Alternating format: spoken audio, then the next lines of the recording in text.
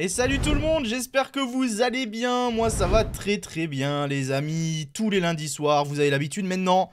On est sur hors délai avec Colby, regardez il est en dessous de moi là. Ça va Colby? Ça va très bien et toi? Bonne Ça va, soirée. tranquille, tranquille, une bonne semaine. Semaine chargée parce qu'il y a énormément de trucs à parler. Euh, Petit sommaire très rapide, on va parler bien sûr des courses qu'il y a eu. Valence, Bessèges, Alou-Latour. On va parler des courses qui arrivent. Quelques débats, le parcours d'Estradé qui a changé, le parcours du Dauphiné dévoilé. Euh, J'allais taper Poggy. Alors, non, Poggy n'est pas avec moi, mais Colby, il va nous faire un petit truc sur les jeunes français. Vous allez voir, ça va être sympa. Et on va parler aussi du calendrier de Poga qui a été officialisé par Machine. Un peu de cyclocross aussi, même si on n'est pas les spécialistes. On va parler des Worlds qu'il y a eu hier ce après-midi. T'es prêt, Colby? Je suis prêt. Donc, écoutez, on va commencer par quelque chose de peut-être pas très fun comme sujet. Bon, bien évidemment, je rappelle, hein, vous pouvez retrouver Hors Délai en podcast et sur YouTube, comme d'habitude, et participer dans le chat en live avec nous. Bon, le premier sujet, on va parler de ça en premier, comme ça sera fait. C'est tout simplement, si vous n'avez pas suivi, c'est tombé là il y a une heure à peine avant de commencer. C'est Franck Bonamour qui a été suspendu à titre provisoire par l'UCI. Alors, je sors le texte quand même parce que c'est un sujet assez spécial et j'ai pas envie de dire de la merde. Provisoirement suspendu par l'UCI en raison d'anomalies dans son passeport non expliqué dans son passeport génétique. Il a été, on rappelle, Bonamour, super combatif du Tour 2021. AG2R a pas tardé à réagir et a tout simplement dit que il prenait acte de la décision de l'UCI, qu'il suspendait également avec effet immédiat Franck Bonamour, mais que tous les contrôles, enfin cette anomalie, c'est sur des contrôles avant son arrivée dans l'équipe. Donc voilà, je pense que j'ai bien résumé sans dire de conneries. C'est quoi un petit peu ton ressenti, là, ta réaction, Colby? Ouais, je préfère attendre de voir s'il y a confirmation ou infirmation. En tout cas, si c'est avéré, ben, on sait déjà c'est quelle année, hein. C'est l'année 2021 où justement, tu as dit, il a été super combatif du Tour. Il avait Ouais. un niveau où, on savait pas c'était qui le mec avant le Tour, donc à part peut-être, oui, les amateurs de la Coupe de France qui devaient savoir plus ou moins c'était qui, mais sa saison-là l'a fait révéler lui et a fait révéler la BNB à un niveau auquel on l'attendait pas spécialement non plus. Donc maintenant, on verra si c'est avéré. Et c'est vrai que c'est aussi un peu douteux dans le sens où, quand tu compares la saison 2021 avec le reste de ces saisons, et même celles qui sont arrivées après, tu sens qu'il y a un changement de niveau, quoi. Donc, Ah bah, tous ses j'espère. meilleurs résultats, c'est en 2021. Ouais. C'est ça, il y a tous les top 10 de Coupe de France, tu as la deuxième place sur Paris Tour. Enfin, il y a eu une participation au championnat d'Europe. Donc, pour vraiment dire qu'il était repéré par vraiment tout le monde et qu'on se disait même que c'était pour la Suisse, c'était pas mal, quoi, surtout pour BNB. Puis malheureusement, BNB a eu cet arrêt et il est passé chez AG2R. C'était un peu plus compliqué, mais on disait, ben, c'est un temps d'adaptation, il va falloir une suite. Mais on a vu, par exemple, cette année sur le Down Under, il se fait battre en échappée par le très grand Antonio Morgado. Et tu te dis que, bah ouais, c'est pas le bon amour d'il y a 3 ans, quoi. Ouais, après, attention, on garde quand même des pincettes. Il y a la présomption d'innocence, tout ça, hein, ça va être étudié plus approfondi. Ça va être plus approfondi, tout simplement, l'étude de l'UCI. Mais bon, dans tous les cas, rien que pour son image à lui, c'est pas très bon signe. Ni pour la C'est AG2R, hein. Ouais, pour AG2R, j'ai un peu de peine pour AG2R quand même parce que l'an dernier, il y a eu le cas Baudin qui a été réintégré tout ça. On va pas reparler de ça, mais il y a eu le cas Baudin. Là, il y a ça. C'est un peu, je suis un peu triste pour eux parce que bah eux, ils ont rien à voir, hein. C'est clairement avant qu'il arrive chez eux le problème. Donc bah, là, ils sont un peu, ils se retrouvent un peu comme des cons. Moi, par contre, après, je sais pas, je m'y connais pas dans ce domaine, mais comment déjà une anomalie, ça après autant de temps comme ça? Et genre, quand AG2R le recrute, comment tu vois pas qu'il y a ce genre de truc à ce moment-là? Après, Ouais, peut-être que je m'y connais pas assez, peut-être que ça met autant de temps, c'est normal que ça prenne autant de temps à être détecté, mais... mais je sais que, par exemple, pour le cas, Molano, quand il a signé chez, UAE, je pense qu'il signe après la Manzana Postomon, il a eu le même problème de passeport biologique qui n'est pas passé et il avait déjà eu son transfert dans sa nouvelle équipe. Donc je pense qu'il y a un temps, il y a un délai par rapport à tout ça, mais ouais, peut-être aussi que tout simplement par bonté, en fait. Tu vois, j'ai dit que la BNB justement s'était arrêtée, il y avait des coureurs à relancer. Bon Amour, bah, c'est quelqu'un qui en 2023 a commencé sa saison, de manière, ah non, je crois qu'il avait été signé quand même assez tôt chez AG2R, mais tu sens que c'était quand même aussi un peu par, peut-être par bonté aussi, parce qu'il fallait signer les mecs de BNB, quoi. Donc, oh, Ouais. on verra, de toute façon, comme tu as dit, et c'est présomption d'innocence, on verra, ce qu'il en est. Mais si c'est avéré, forcément, on sait déjà analyser ça, à quel moment que ça s'est passé, quoi. Oui, je pense que pour le moment, il n'y a pas trop de doute. Après, ouais, on verra bien. On verra bien, mais dans tous les cas, le problème avec ça, c'est que bah, maintenant que c'est sorti, même s'il n'y a rien, ça va lui quand même lui coller à la peau et bonne chance pour retrouver une équipe, quoi. Ouais. Bref, on va pas parler de ça 20 ans non plus. Donc il faut juste attendre qu'il y ait plus comment dire, d'analyse, tout ça, plus d'examen. Et on en reparlera au moment voulu, si il y a du nouveau, bien sûr. Je Yep. te propose qu'on passe aux courses, hein, un peu plus de bonne humeur, un peu plus de bonnes choses, puisqu'on va tout simplement parler des courses qu'il y a eu cette semaine. Alors cette semaine, il y a eu 3 courses par étape. On a eu le Tour de la communauté de Valence, on a eu l'Aloula Tour et on a eu l'étoile de Bessèges. Donc il s'est passé pas mal de choses. On va commencer par là, le Tour de Valence et l'Aloula Tour. Et je te propose même de commencer par Valence à proprement parler. Victoire de Brandon McNulty devant Santiago Buitrago et Vlasov, où on a eu bah, des étapes assez intéressantes avec une belle place pour les baroudeurs notamment, avec Barta et Tonelli. Et un scénario de course assez sympa en vrai. Ouais, c'est clair, on savait qu'il y avait une équipe, plus armée que les autres, qui était la UAE. Ils l'ont confirmé, mais on a vu qu'ils ont pas non plus cherché à dominer la course dès le début. La première étape, on a vu une échappée aller au bout, avec les 2 Bardiani qui nous ont offert un spectacle, tant, en termes de performance qu'en termes de scénario incroyable. Parce que ouais, on se rappelle, hein, quand ils étaient seuls, enfin ils ont parti à 2 à la dernière bosse. Tu Tonelli qui a quand même attendu Tarozzi pour, faire la descente et pour l'emmener avec lui sur la ligne d'arrivée. Et puis après, quand tu vois qu'ils font un tout droit dans un rond-point Ah, il est exceptionnel ce tout sur les droit. barrières, c'est magnifique. Tu te dis: «Mais non, gâchez pas tout comme ça», et heureusement, ils arrivent à repartir, ils s'attendent, ils passent la ligne à 2 et voilà quoi. Super pour Barziani aussi. Je pense que c'est une équipe qui ne gagne pas énormément sur des courses où il y a de la World Tour. C'est aussi une équipe qui travaille beaucoup avec le développement de jeunes cyclistes italiens. Mais là, avoir, Tonelli et Tarozzi, donc un jeune, un moins jeune, et encore Tarozzi, je pense qu'il a déjà dans les 25 ans, donc il est plus non plus si jeune. C'est bien, Je te dis ça ça tout monte de aussi, ça suite. gonfle le moral. C'est cool pour l'équipe Ça. et ouais, en fait, on voit déjà que par rapport à l'année passée, il y a plus de baroudeurs qui s'imposent sur les courses parce que l'année passée, on a vraiment eu une saison où les baroudeurs, non quoi. Il y a pas de victoire à part, sur les grands tours parce que les personne voulait prendre le lead quoi, donc là c'est cool. La Bardiani a saisi l'occasion et j'espère qu'on les reverra encore à l'avant. Bah, l'an dernier, je sais plus la stat exacte, mais rien que sur les courses sur le tour, bon, du coup, les courses comme Valence et tout, ça comptait pas, mais rien que sur les courses sur le tour, je crois que la première échappée qui va au bout, c'est genre Romandie ou sur le Giro. Oui, oui, c'est ça, Genre, il y avait. c'est ah, Genre, pendant 3 mois, aucune échappée qui va au bout, ça laissait rien dans le peloton. Bon, là, ça fait plaisir. Il y a eu un bon coup pour Bargiani. Tonelli, en ouais, plus, il a bien géré après, hein. Parce qu'on aurait pu croire qu'il explose complètement. Mais il y a cette arrivée au sommet samedi où bah, il s'est accroché, hein, il perd le maillot pour 20 secondes, mais franchement, très solide, hein, il accroche une 4ème place au général. ouais, mais l'étape a été raccourcie aussi, donc Ouais, forcément, tu m'en parlais que, il y avait eu un incident sur la ligne avec un spectateur, du coup, ils ont raccourci l'étape. ouais, Et exactement. je pense qu'il bénéficie aussi un peu de ça, mais malgré tout, je suis entre guillemets «content» qu'il perd le maillot dans le sens où il aurait perdu dans tous les cas avec l'étape complète, je pense.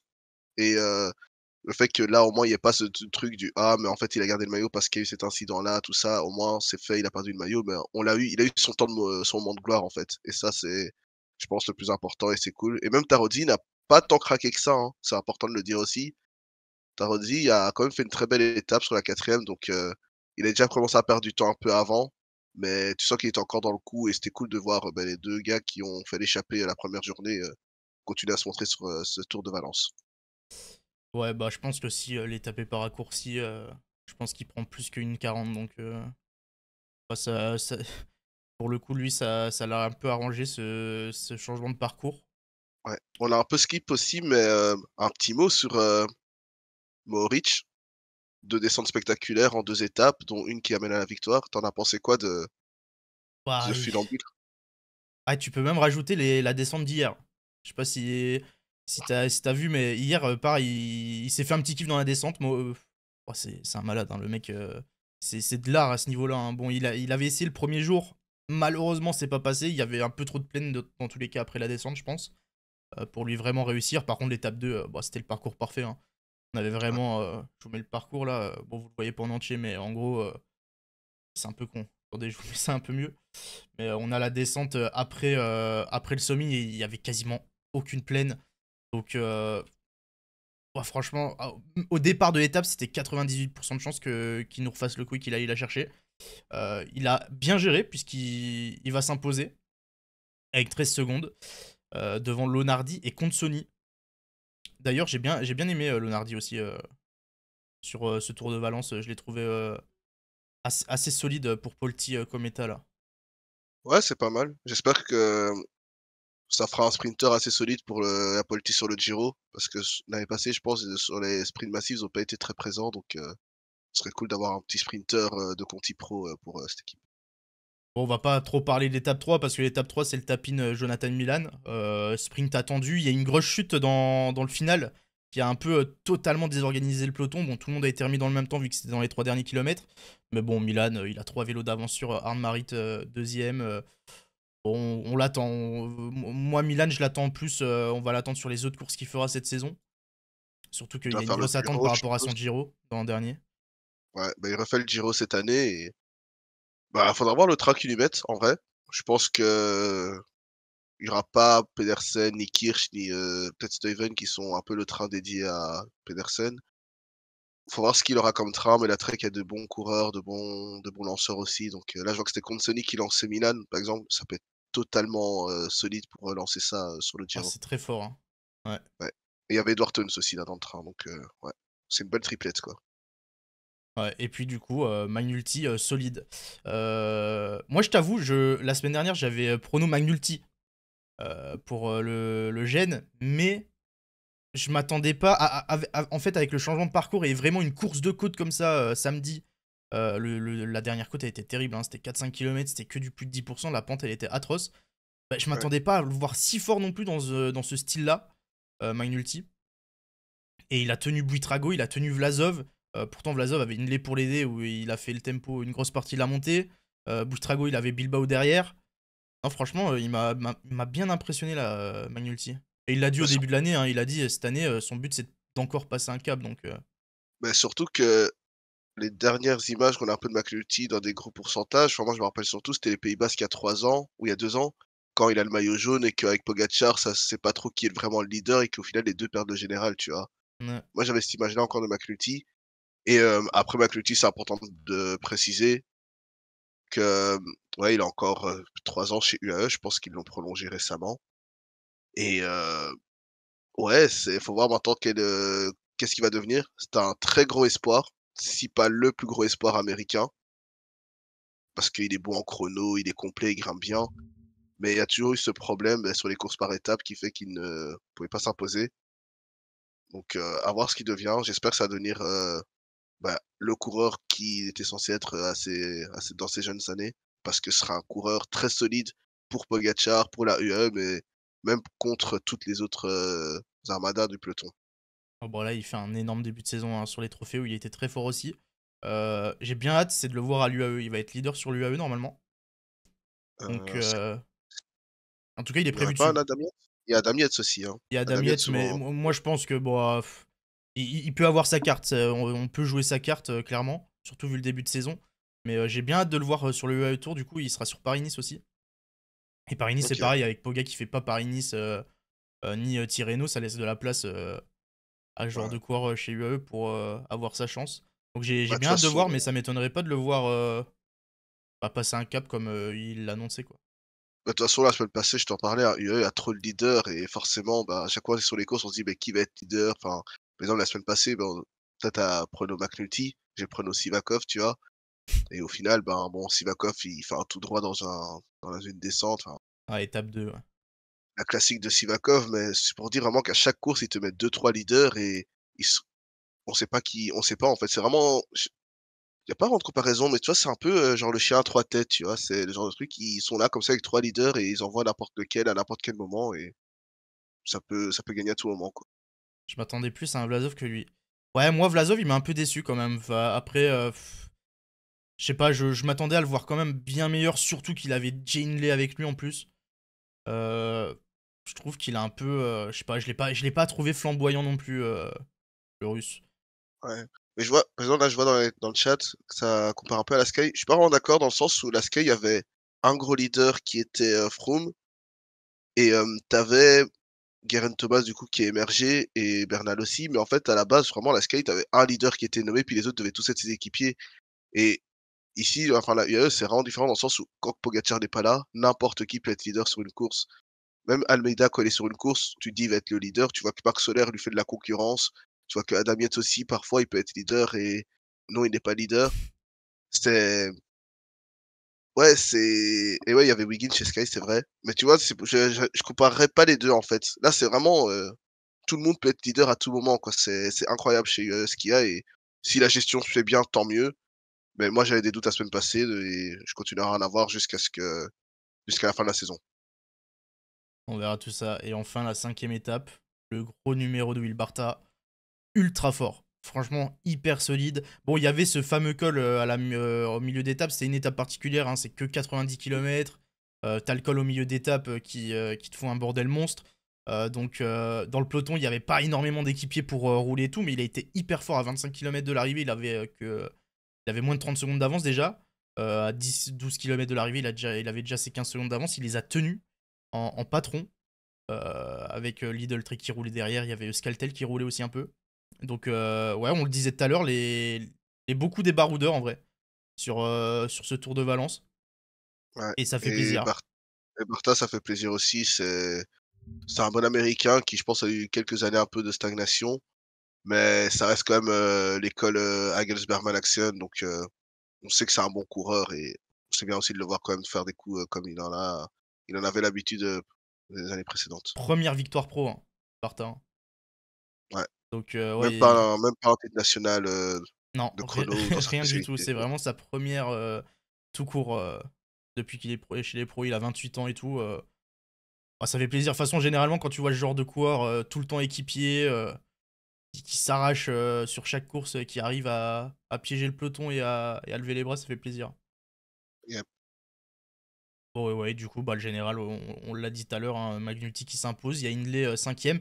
Il y a une belle place, j'ai bien aimé sa quatrième étape, c'est le jeune Éthiopien de la Jayco. Je sais pas si tu connaissais, le petit Oui, béret, Lagos, Beret. Ouais, qui est ouais. passé pro l'an dernier. Il avait fait la Volta, je crois. Et Oui. non, j'ai bien aimé sa course en vrai, hein. Il chope un petit top 10 au général, on l'a vu fort sur le final de l'étape 4. Ouais, il grimpe bien. C'est sur le Tour de l'Avenir, je t'avoue que j'avais vu un peu ses performances et c'est un peu, la continuité de Tsak Bouguermaï, tu vois? Qui était chez la Jayco justement. Ouais, Il grimpe bien, je pense qu'il a encore beaucoup à apprendre en termes de foncier et même, comportement sur le vélo, tout ça, parce que forcément il est encore jeune. ouais, il a Mais oui, il y 22 a un ans. bon petit potentiel de grimpeur et ça fait plaisir aussi pour, l'Afrique et l'Éthiopie principalement d'avoir, des coureurs qui continuent à se développer.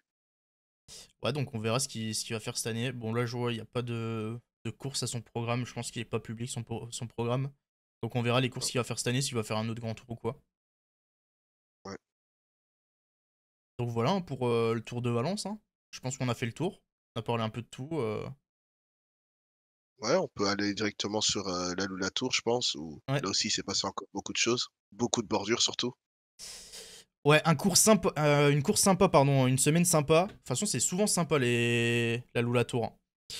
La Lula Tour, on s'ennuie rarement. Il y a eu des bordures, il y a eu des sprints pour costaud, il y a eu la victoire de Yates le dernier jour avec le fameux col à la fin et l'arrivée sur le plateau. C'est toujours c'est incroyable, c'est des belles images. Devant le petit William Junior Le Cerf et Finn Fisher Black. Dommage, les deux jeunes qui passent à rien de piéger Yates, mais le Britannique qui s'en sort, hein. Ouais, Fischer Black qui a été récupéré 3 secondes de bonif au sommet de la côte et on c'était peut-être le plus fort, hein, ce jour-là, mais il y avait enfin, c'est toujours pareil, il y a toujours ces 5-10 kilomètres de plaine après où bah, il faut résister seul face au vent, encore une fois. Et ouais, Fischer Black n'a pas pu faire l'écart. Il y avait Maïka comme équipier avec lui, mais c'était un peu bizarre, comment ils ont Ouais, joué j'ai le pas coup. Des compris leur fois, on dirait que finale, hein. Maïka roulait pas. Ouais, c'est ça, tu vois, Maïka, des fois, roulait pas. Fischer Black, il rate son sprint aussi, donc ouais, c'était bizarre. En fait, ils ont fait l'entre-deux qu'il fallait pas faire. C'est soit t'envoyer, un Maïka en casse-pipe pour aller, chercher les gènes, s'il avait les jambes forcément, ou bien alors limite tu jouais au bluff et t'attendais, derrière que le groupe revienne et tu fais un sprint avec tes jambes, quoi. Mais là, ils ont fait l'entre-deux, ils font 3 et 4 au gène, ils font 3 et 4 aussi sur l'étape, donc ouais, ils ont tout perdu. Ah non, je pense clairement qu'il y avait. Il devait, c'est même pas il pouvait, je pense qu'il devait aller. Il devait la choper cette étape, hein. T'as le moment où Maïka il passe, mais tu le vois se retourner, il sait pas trop s'il doit vraiment y aller, s'il doit se sacrifier à 100%. Ça laisse Yates prendre la roue de Maïka qui emmène tout le groupe. Fischer Black il est tout derrière, hyper loin. Non, Non, c'est clair. le final a été mal négocié pour UAE. Bon, ça réussit à Yates et tout, mais Ouais et au final, UAE finit avec, 0 victoire sur ce tour alors qu'il y avait quand même, Molano pour le sprint, tu avais Fischer Black et Maïka les leaders. à Molano, si tu veux, on peut en C'est parler, hein, mais. Ouais, je pense que il y a eu de la malchance, peut-être qu'il aussi il était malade. Je sais que Groenewegen était malade pour la Jayco et d'ailleurs Simon Yates sauve le tour de Jayco et même le début de saison, on va dire, sur les courses, sponsors. Ouais. Parce que entre le Down Under et le Alula où ça a pas été, Yates à la limite, c'est quand tu le voyais un peu lâché en retrait dans la côte, tu dis: «Mais non, pas encore une fois», et ça va, il a tenu son rang, quoi. Ah, mais Molano, ouais, non, c'est terrible, hein. Il fait cinquième sur l'arrivée sur le circuit de Chameau, là. Mmh mh. Mais ouais, non, en plus, le pire, je pense, c'est la première étape. La première étape, je vais pas dire qu'il a un tapping parce qu'il y a du beau monde derrière, mais il a emmené comme un roi. UAE fait un taf exceptionnel et il Ouais. s'écrase complètement, il s'efface complètement, il finit à peine au fond du top 10. Donc je pense qu'il est un peu passé à côté. Dommage pour lui. On a eu la belle victoire de Van Uden, premier maillot de leader pour Ouais, DSM Firmenich. Ça, solide, devant Groenewegen et Merlier. Hein, il a sorti un gros sprint ce jour-là, hein. ouais, ouais et puis il y a des places à prendre chez DSM, hein. Comme chaque année, il y a la moitié de l'effectif qui veut se tailler, il y a une nouvelle, moitié qui arrive donc Van Uden, ça fait partie de ces jeunes que la DSM a développé et a bien utilisé. Hem, c'est un bon sprinter, il passe des bosses. À voir comment il se développe sur des classiques, il est bon aussi donc voilà, il y a quelques années, il était bon sur les courses, type Tour de Bretagne, Tour de Normandie, tout ça, les courses point 2 en France. C'est intéressant à voir et lui, il progresse bien pour la peine. Parce qu'on en reparlera j'en reparlerai un peu plus tard aujourd'hui, mais c'est à mettre en comparaison avec un autre sprinter français qui l'affrontait et qui a peut-être pas autant progressé. Aïe, aïe, aïe, aïe. Il va se mettre le chat à dos. C'est terrible. Non, et sinon, sur les deux autres sprints, on a Merlier, hein. Merlier qui a fait. Que j'ai trouvé très très fort en vrai. Sur ces deux sprints, à chaque fois, sprint pour costaud. Ouais et Euh, pas toujours bien emmené en plus, hein. Ouais, non, bah en vrai, même pas emmené du tout quasiment. Souvent, tu le voyais prendre des roues, tu le voyais essayer de choper un train en cours de route. Il était un peu Non, c'est esselé, je trouve, dans le final. Et il s'en est sorti même sans une grosse équipe autour de lui. Bon, ouais, il y a le non, sprint où il bat De Klein et Van Uden. Mais je pense que le pire, c'est triste pour Cocard, mais c'est son sprint sur l'étape 4, hein, où ah ouais. ça arrive un peu en faux plat montant. Il a lancé à combien? 300 mètres?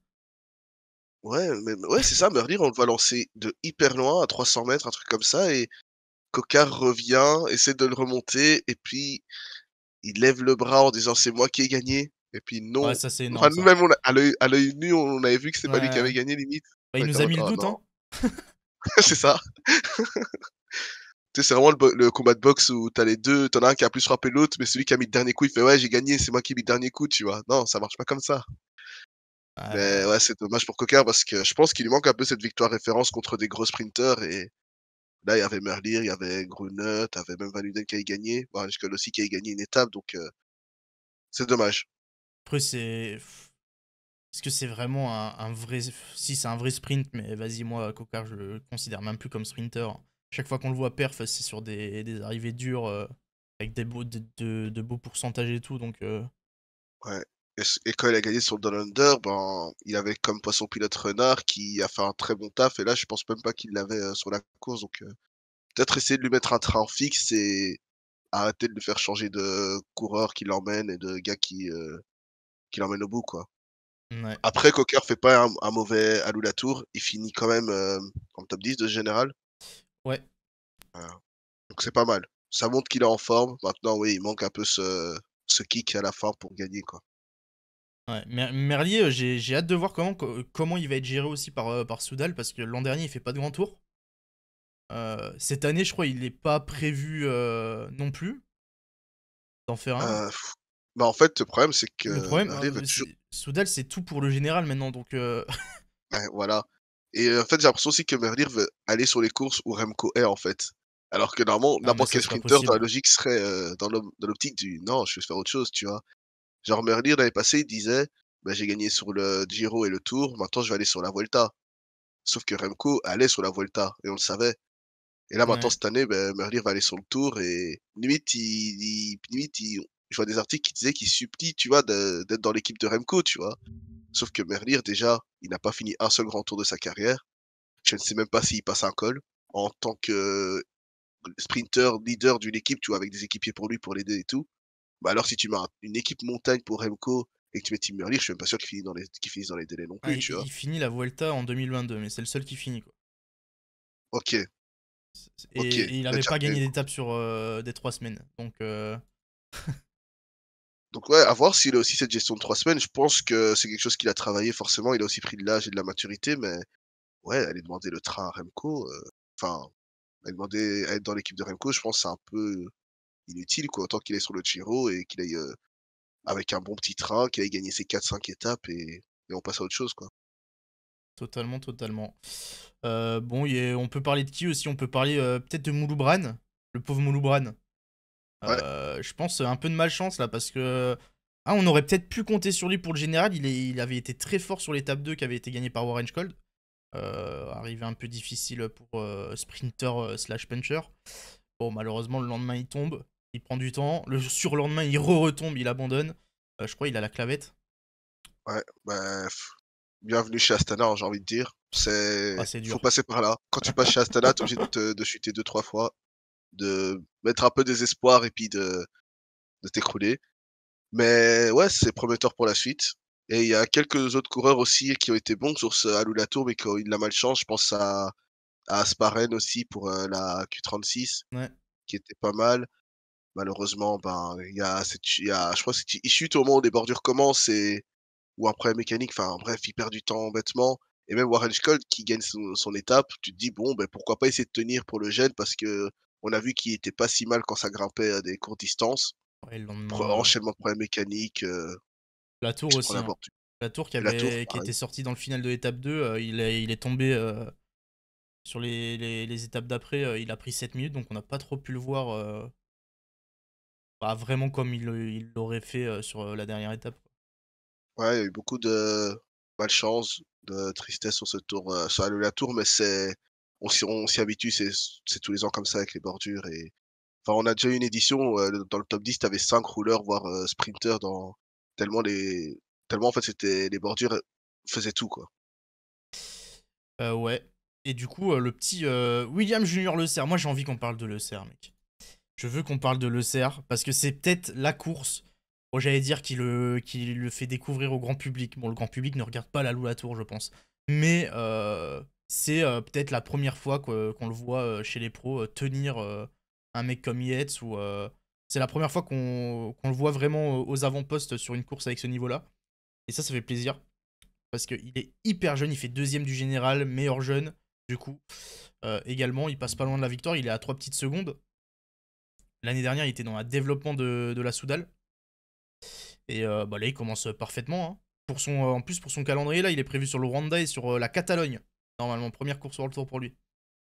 Ouais, il est pas mal, hein, il grimpe bien et je crois l'année passée, c'était le Tour du Rwanda où il avait été pas mauvais, mais c'est cool de le voir déjà, leader de cette, course à Louis-Latour où, ben, oui, il faut savoir grimper, mais surtout il faut être attentif et gérer toute la course, quoi. Parce que vraiment, les bordures, ça fait mal et tu peux être n'importe quel grimpeur.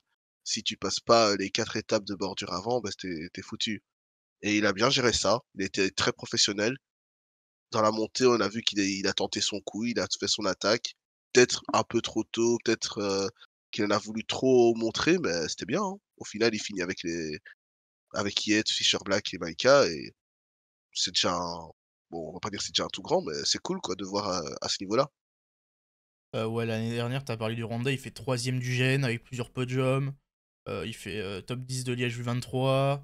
Il fait top 10 au Giro Next Gen. Je crois que sa plus grosse victoire, si j'ai pas de conneries, il gagne le Lombard J23, non? Ouais, c'est ça. Ouais, Il gagne le Lombard c'est ça, J23 en fin de saison, ouais l'an dernier. et C'était et devant c'est Archie Ryan et Ramsès De Bruyne. ouais et c'est aussi, marrant enfin, important de noter que c'est un ancien, Soudal U23 qui avait connu, situation, un peu cocasse, à l'arrivée du Tour de l'Avenir.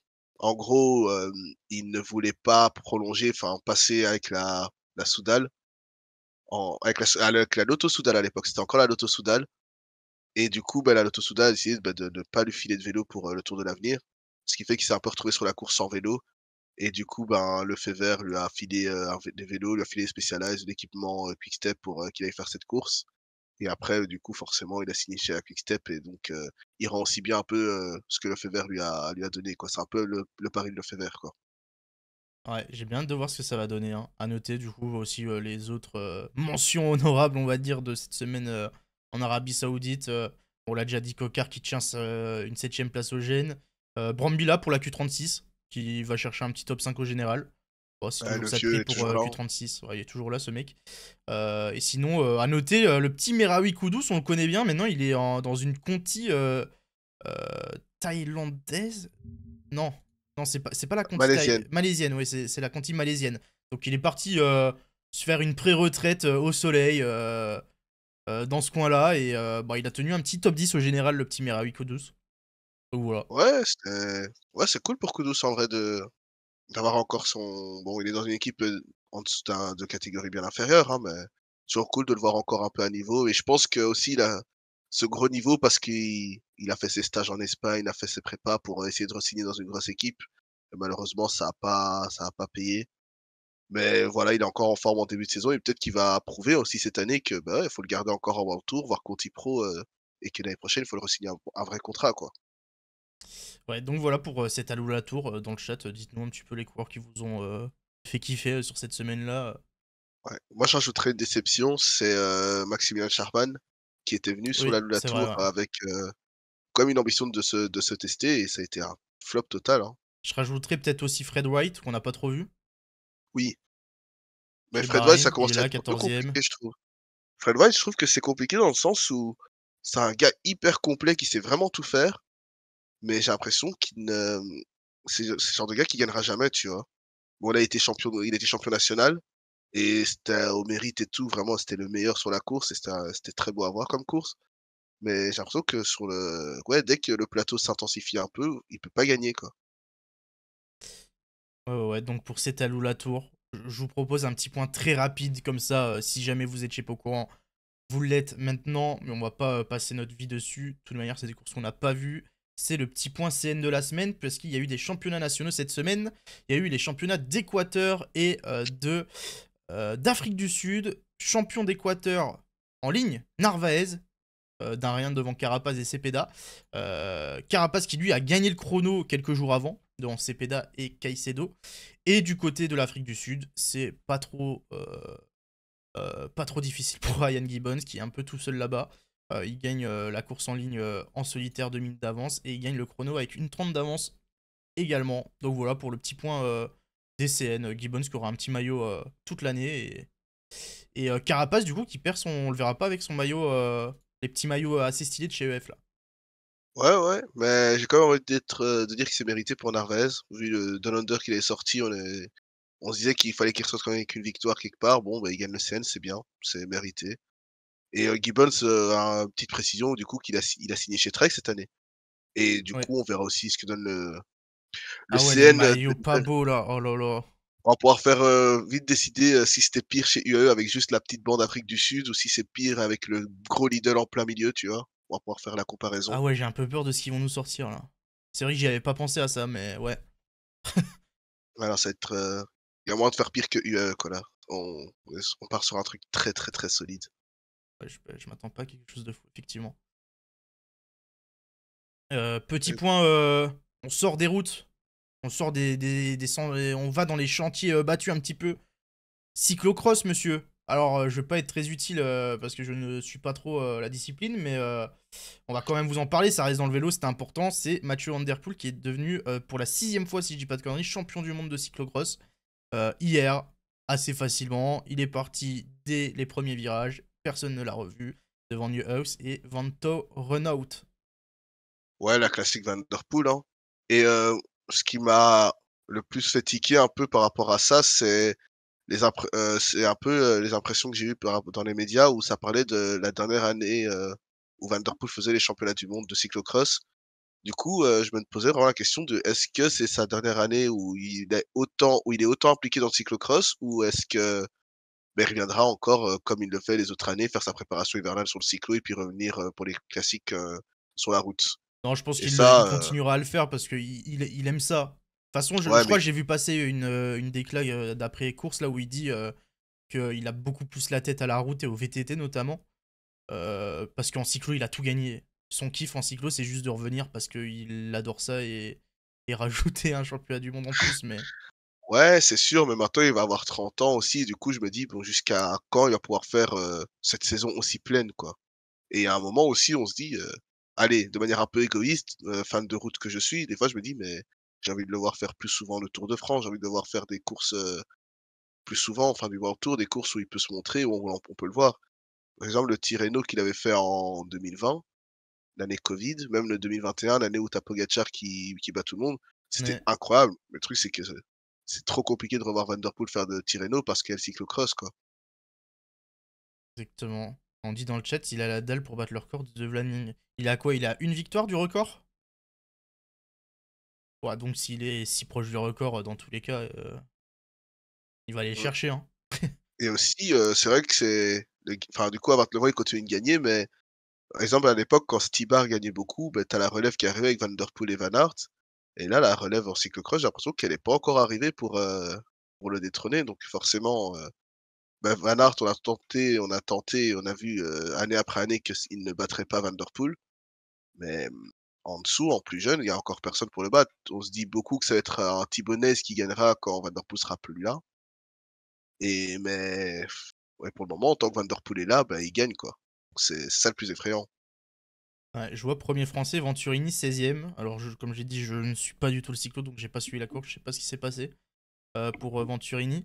Moi, j'ai juste vu la petite image et c'est sympa, c'est quelqu'un qu'on connaît bien pour ceux qui suivent que la route. C'est Zdenek Stibar qui faisait sa dernière course. Ça fait déjà quelques moments qu'on le voit plus sur la route, qu'il avait arrêté, mais là, c'est vraiment définitivement fini. Pour le vélo en règle générale, quoi. Il prend sa retraite, il était devant son public, j'ai vu, il était ému en passant la ligne. Ouais, C'était sympa. ah ouais. Bah, écoute, je te propose qu'on aille en France maintenant, qu'on recentre un peu, Vas-y, mon ami. la carte. Mais dans un premier temps, parlons de l'étoile de Bessèges, du coup, hein, pour rester un peu dans les résultats de la semaine. Tout simplement, comment t'as trouvé cette course, ce retour en France? Bon, il y a eu la Marseillaise juste avant et là, avec le Bessèges, comment t'as Bah, bon, on a dû attendre un jour de plus. ouais, il y a eu la Enfin, première étape annulée parce que pas assez de force de l'ordre pour gérer la course et les manifs d'agriculteurs et tout. Mais je sais pas, moi j'ai pas trop aimé, c'est le parcours. J'avoue que j'ai un peu de mal. Bessèges, si t'enlèves. Parce ils ont enlevé le Mont Bouquet, qui était la seule étape qui faisait vraiment des vrais dégâts et de vrais écarts.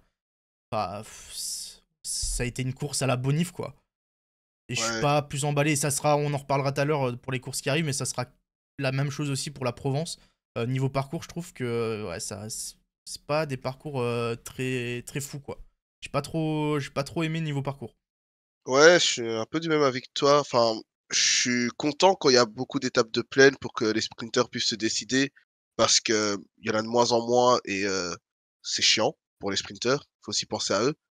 Mais en fait, faudrait une étape quand même qui te fasse des écarts, tu vois? Une étape qui te dit: «Allez là, celle-là elle est pour les punchers, Oui, au pour les moins grimpeurs une. ou quoi» et là tu sais qu'un Vauclin par exemple va pouvoir jouer le général contre un Benili, tout ça. Là pendant toute l'étoile de Bessèges, on se posait la question de est-ce que Pedersen aura assez d'avance, Enfin, on a même pas eu à se poser la question est-ce que Pedersen aura assez d'avance pour gagner Bessèges. On savait qu'il allait gagner Bessèges parce qu'il avait récupéré les bonifs et qu'en chrono, c'est pas une merde. Donc, ouais, il faudrait une étape un peu plus sélective, en fait, tout simplement.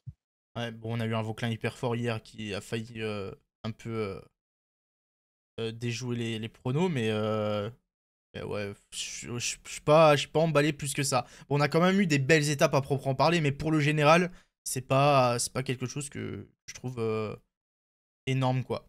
On va parler des étapes par étape, parce qu'il y a beaucoup de trucs à dire quand même. On revient, non pas le premier jour vu qu'annulé, deuxième jour, l'arrivée à Rousson, avec le fameux petit mur où c'était Cocard qui s'était imposé, c'est il y a 2 ans, je crois, notamment.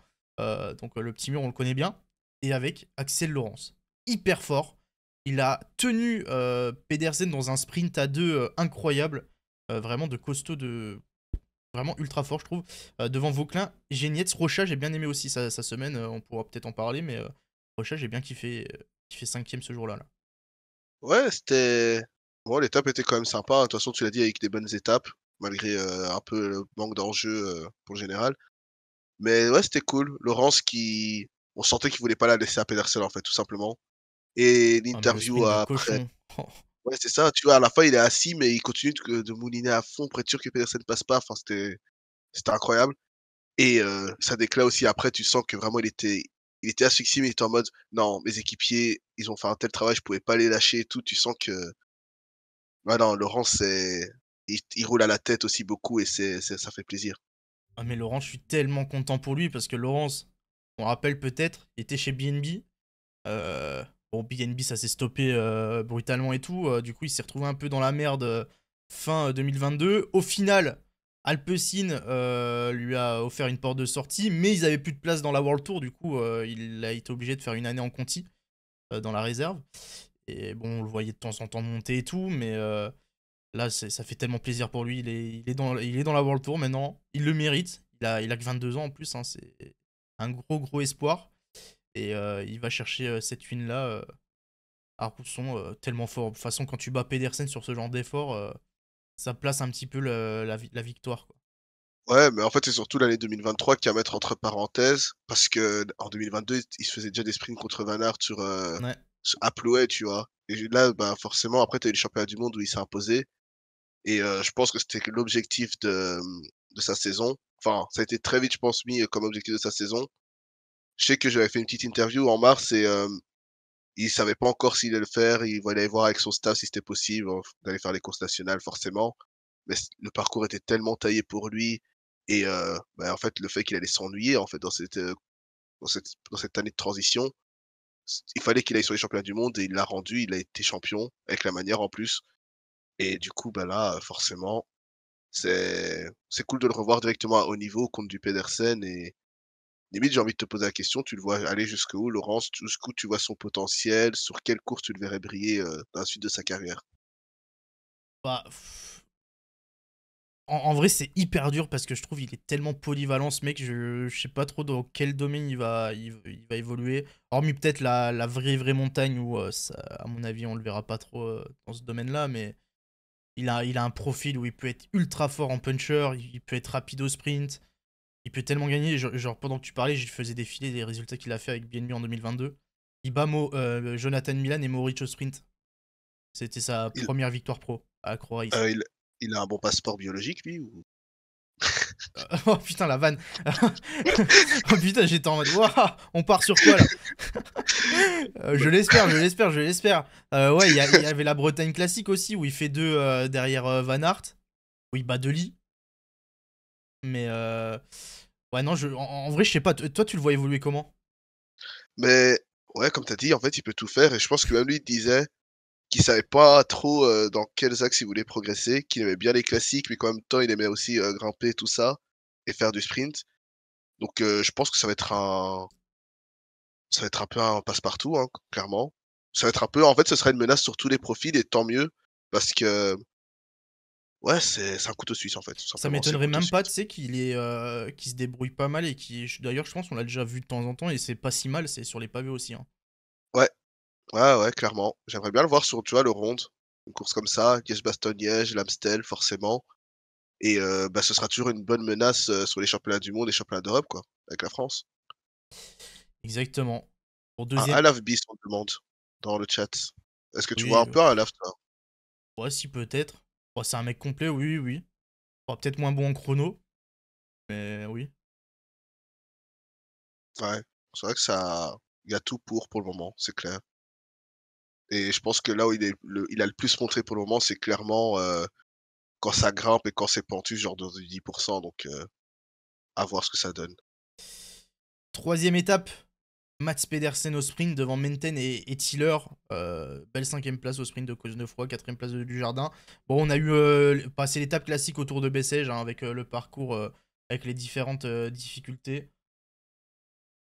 Mais qui a pas fait tant de dégâts que ça. En vrai, on a eu ouais, étape assez classique. On a eu un sprint. Ça fait toutes les affaires de Pedersen du coup qui gratte les 10 secondes de bonus. C'est grâce à ça qu'il gagne le général notamment. Mais étape assez calme en vrai, du coup. Ouais, il y avait une bonne échappée, mais Ouais. ouais, voilà quoi. À l'échappée, il y avait Goujard, je crois, dans l'échappée. Ça faisait plaisir de le revoir, lui, après son année chez les amateurs. Ouais, clairement. Mais du coup, ouais, même un goujat dans une échappée, c'est pas non plus gage d'étape qui va au bout Ouais. et pourtant c'est un spécialiste et l'année passée, bah, il a fait que ça, hein, des échappées, des coups à partir à 30 kilomètres et s'imposer et ouais, du coup, voilà, ça montre aussi que, bah, que le niveau est plus relevé et que c'est intéressant de voir que, ouais, c'est pas tout le temps l'échappée qui va au bout malgré les bons coureurs, quoi. Et c'est pas toujours qu'il va au bout, mais la transition est belle, Colby. L'échappée, le lendemain, elle a été au bout. Samuel Leroux. Oh là là là là. Ouais, Numéro c'est de vrai. fou. Numéro de fou. Il s'impose devant Bicheguer de Bond, il résiste au retour du peloton. Victoire pour Van Riesel. Et on va faire un petit point sur Samuel Leroux parce que bah, ça, c'est des coups. Il faut qu'on en parle, il faut qu'on parle de ces mecs-là. L'émotion après la ligne où il passe la ligne, on l'entend à la cam dire enfin, après toutes ces années, j'ai tellement de taf et tout. C'est des mecs qui sont pas prédestinés à gagner des courses comme ça, de base. Samuel Leroux, c'est peut-être un gars qui aura fini sa carrière sans victoire en ayant été dans l'ombre pendant toute sa carrière. Et là, le voir gagner cette étape-là, c'est énorme. Et c'est vraiment énorme même pour Van Rieselroubaix, ancienne Gosport Roubaix Lille Métropole. Parce que bah, j'avais regardé, je crois que depuis 2014, c'est genre leur quatrième victoire qui est considérée pro. Ils ont des victoires point pro, point pro en point 2, mais les points 2 sont pas considérés comme victoires professionnelles parce que t'as des U23, parce que t'as des équipes amateurs et tout. Du coup, c'est que 4 victoires en 10 ans. Et là, c'est peut-être même la plus belle hein, à Bessèges, je pense. Hein. Ouais, c'est sûr et même là, je vois son profil, c'est un fidèle de l'équipe, hein, donc c'est encore plus beau. Il a fait il a fait quasiment toutes ses années là-bas, à part, quand il était en amateur. Donc je pense que ça le rend aussi bien à l'équipe, hein, qui a eu confiance en lui. Alors que bon, maintenant, il y a quand même beaucoup de jeunes qui signent en Conti, même en Conti française. Bah, voir qu'ils ont quand même gardé leur taulier et qu'il le rend. Et en plus, il bat Bischegger, je vois, donc Ouais, il bat voilà, Bicheguer c'était et De Bond. En plus, au pied de la bosse, il est lâché. Il s'accroche. Tu le vois au fond ne pas s'écrouler. Oh, il a été la chercher. Hein. Et puis son sprint, eh, il s'est même pas levé de sa selle. Tu sentais qu'il était cramé, mais il a été la chercher au mental, celle-là. ouais, c'est des beaux noms, c'est des bons petits sprinteurs, hein, même si, c'est pas leur qualité première aux autres, ça reste des gars qui sprintent bien, donc c'est ouais, c'est beau qu'il aille chercher ces noms-là, en vrai. Et là, en plus, il est vers sa trentaine, comme tu l'as dit, Ouais. on est plus proche de la fin de carrière que du début de carrière, c'est vraiment cool pour lui. Ah bah, Et c'est peut-être aussi des fois sur des tables qui fait un petit déclic, hein. Donc, il est chez Van Rieselrobe depuis 2018. Donc ça fait 6 ans là. Hein. Donc ouais, magnifique. Bravo monsieur Leroux. Exceptionnel. et c'est vrai que tu vois, du coup, j'ai pas vu l'étape, malheureusement, mais je vois qu'il y avait un Widerberg qui était dans l'échappée, qui finit quatrième et Kortitsen Ouais. finit cinquième dans le même temps. Il y a eu un petit qu'est-ce qui s'est passé chez Ineos? Chez UnoX, bah, juste Wittberg, pas le niveau pour suivre les mecs de devant. Ah Bon, oui. ça a été, en vrai, ça a été une montée assez spéciale. Hein. Je crois, si je dis pas de conneries, t'as Wittberg et Debond qui c'est seul à 2 au début, qui partent très vite à 2. T'as Mmh. Bicheguer un peu derrière, pas très loin. T'as Leroux et c'était qui avec lui? C'était un autre Conti, c'était Léo Danès de Nantes. OK. Eux ils se sont fait lâcher dès le pied de la montée. Danès, on l'a pas revu, mais après, ouais, t'as Leroux qui s'accroche, il revient sur Bicheguer. Puis les deux, ils arrivent à revenir au final sur 2 bons de Widerberg. Et je pense que Widerberg, au moment où c'est revenu et qu'ils étaient 4, bon, il a pas rage quitte, mais il a pas réussi à les suivre dans le sprint et du coup il finit là. Mais... OK. Ouais, du coup, un peu dommage, Linux, parce que du coup, ça fait 3 mecs dans le top 10, ils auraient pu jouer la carte autrement, rouler dans le peloton pour Kurt Hülsen, mais bon, ouais, dommage. Ah, c'est vrai que Kort, il y avait Magnus, on l'a pas vu de la semaine. Oh, on l'a pas trop vu. Assez discret. Euh... Kort Alors, ça aurait pu être un Magnus, favori à la gagne, hein. ça aurait pu, ouais. Sur papier, vu le profil, ça aurait clairement pu. Ouais. Ouais, et puis du coup, il y a eu ce chrono, Vauquelin a mis 10 secondes à tout le monde. Le... le chrono, je suis encore choc-bar. Choc-bar de baiser, comme on dit dans le jargon. Euh... Il a fait un chrono, mon pote, mais exceptionnel. Je crois que c'est le meilleur chrono. Bon, ce qui est bien, en fait, avec ce genre de chrono, c'est que tu peux comparer tous les ans. Parce que c'est vraiment Ouais. c'est le même à l'identique. Je crois qu'il y a juste quelques mini changements mineurs, mais c'est vraiment la même chose. Mec, il a explosé les temps de ce chrono. Je crois que j'ai vu quand Bicheguer le gagne il y a quelques années, il le gagne en 15-30, genre. Mm. Ouais, Non, non, c'est franchement, sûr. hyper fort. Mais après, il y a beaucoup de facteurs qui entrent forcément en compte, hein, les nouveaux vélos, la météo, et puis aussi, je pense, le fait qu'il y ait une étape en moins, et le fait que le parcours était moins compliqué aussi, peut-être ça a Ouais, ça joué. joue, ouais. Mais ouais, non, ça reste quand même une performance solide parce que tu vois, il met quand même 10 secondes à Pedersen, alors que Pedersen, je pense, a déjà gagné ce chrono d'Alès. Donc, et pour moi, Pedersen, c'est un peu, tu sais, la référence, tu vois, c'est un Bah, il le peu gagne l'an la dernier. benchmark. Ben voilà, tu vois, Pedersen, c'est un peu la benchmark, c'est-à-dire tous les ans, il va faire le même chrono. Et en fait, c'est soit tu es en dessous de lui et tu te dis, ben, faut que tu progresses, soit tu es au-dessus de lui, tu te dis, j'ai atteint un cap, tu vois. Et là, Vauquelin, ben, a franchi le cap. Bah, pour comparer au chrono de l'an dernier, bon, c'est pas les mêmes conditions météo, là, tu l'as dit, il faisait hyper beau pour la période de l'année, tout ça, mais Vauquelin, l'an dernier, il a 11 secondes de Pedersen, qui gagne en 15-25. Il fait un chrono en 15-36, là, il fait mieux de 35 secondes, le mec. Ouais, ben voilà, c'est ça. Ouais, et Pedersen, Et il bat Tarling, il bat Tollett. Donc, ouais, c'est le chrono parfait pour un Pedersen, il arrive à mettre 10 secondes. Petite mention honorable quand même, important, les EF. Les EF qui nous font 3, 4, 5, 6, 7. Bah, ça c'est beau, hein. Tout le long, ils étaient 1, 2, 3, 4, 5 en plus. Le petit quintuplé, eh bien non. ouais, ils sont prêts pour le chrono par équipe du prochain grand tour, hein. Ah, c'est de la prépa, hein. Ouais, c'est vrai. Et moi, j'ai envie de te parler de la Decathlon qui avait ramené l'équipe All-Star Ouais. sur, Bessèges, et qui, au final, ça a un peu, emmêlé les pinceaux, surtout sur la première étape qu'on a vue, avec, Cosnefroy 7e, Baudin 8e, Paré-Pain 9e, dans le même temps en plus. Les 3 vraiment qui arrivent ensemble, bah, qu'est-ce qui a mal été fait dans cette équipe? Enfin, qu'est-ce que tu aurais fait de différent, en fait, pour aller chercher la gagne? Différent, je sais pas. Au Gène, on voit, il finit 6ème avec Paré-Pinte. Baudin, il est 7. Il a un peu explosé Cosnefroy sur le chrono, il finit 13ème. Mais ouais, je sais pas. L'exemple, le meilleur exemple, c'est celui que t'as dit, c'est la première étape, tu les vois à 3. Il y a pas de cohésion d'équipe, il y a personne qui se sacrifie pour un autre. On sait pas pour qui Heu, ça court. Ils se sont trompés le leader peut-être aussi, hein. J'ai l'impression que c'était Cosnefroy que ça lançait, et Cosnefroy est celui qui était le mieux placé et tout, et qui finit quand même, ben, avec eux, et Bah, pas moi, je super pense bien. juste, y a pas à chercher plus loin, ils avaient juste pas le niveau et pas les jambes, hein.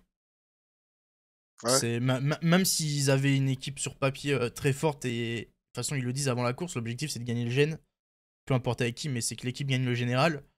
Euh, je pense juste qu'ils avaient pas les jambes. Hein, Cosnefroy, je crois que tu le vois sur l'étape autour de Bessèges, il te met une attaque mais qui sert à rien à genre 50 bandes de l'arrivée.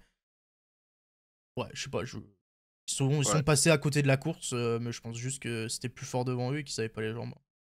ouais. Et de l'autre côté, tu voulais parler de Rocha qui Ouais. a fait une belle course, et j'ai aussi vu passer, Geniette qui s'était pété la phalange sur la reconnaissance du chrono, je pense, et qui a fini, ben, l'étoile de Bessèges avec un doigt, complètement plié.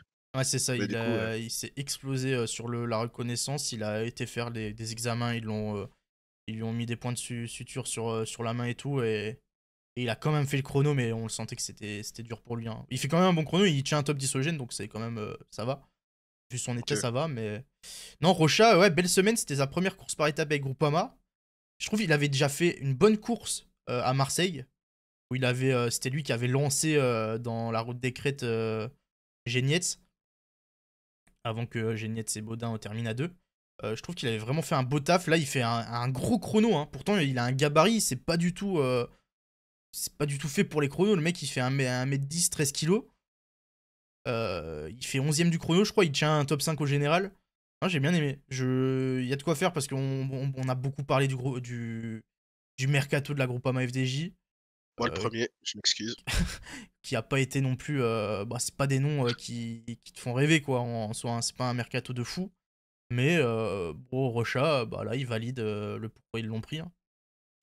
Ouais, c'est clair. Et tant que on va dire, les gros leaders ne sont pas sur les courses, bah, c'est cool de voir que ça se distingue à côté. Donc, on verra bien. Et puis Rocha, je sais que bah, il est souvent bon en Espagne aussi. À voir du coup si tu combats ça avec un Gaudier aussi qui aime bien l'Espagne et un Lenny Martinez qui a montré de belles choses sur les courses espagnoles. À voir comment ça se mêle, ça s'emboîte tout ensemble.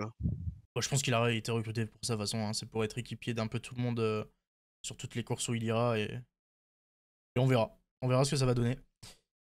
Est-ce que tu veux Yeah. qu'on passe à ton petit point tu vas nous expliquer ton petit point nouvelle vague française.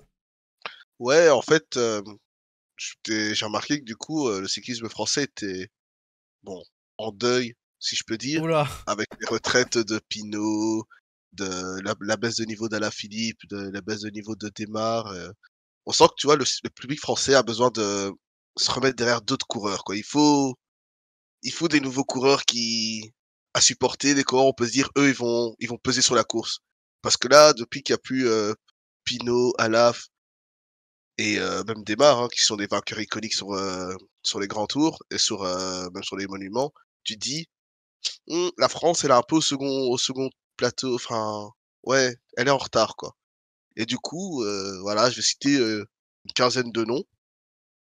Des coureurs qui sont quand même dans la fleur de l'âge. J'ai pas été prendre tous les jeunes. Je pense que ça, ce sera pour une autre semaine, où on prendra vraiment les jeunes et on verra, on fera vraiment la spéculation pure. Là, c'est quand même des coureurs qui sont dans la fleur de l'âge, mais qui sont à des années où, justement, c'est le moment d'exploser et de se révéler au plus haut niveau. Et ça va être simple. Je vais te citer les noms, je vais faire une petite présentation simple. Et de là, bah, tu me diras ce que tu en penses, si tu vois sens que le coureur peut franchir ce palier, ou si, ben, non, c'est un peu trop tard pour lui, ou tu le sens pas du tout. Donc c'est Colby qui va nous dire les noms, tout ça, et c'est moi qui me mouille. Ouais. En Et gros, tu je as suis dans droit la à un merde. joker. Et pour préciser, il n'a pas voulu me donner la liste. Je sais pas pourquoi. Genre, en fait, il a envie de me mettre dans la sauce ce soir, je pense. Non, mais tu as droit à un joker, tu mets un sondage, tu laisses le public, le chat décider. Non, non, ce qu'on va Sur faire, le c'est que non, je vais dire à tous, mais le chat, faites-le avec moi, quoi. Comme ça, on Ouais, voit. voilà, dans tous les Donnez cas, votre avis aussi sur les coureurs, sur machin. voilà. Je précise à l'avance, les coureurs déjà confirmés type Laporte, Badoise, Gaudu, tout ça, Bardet, Desmar et tout, ils Bah seront ouais, pas dans la mais ils liste ont 50 forcément, ans aussi. voilà. Et puis j'ai quelques mentions honorables, on va commencer avec ça.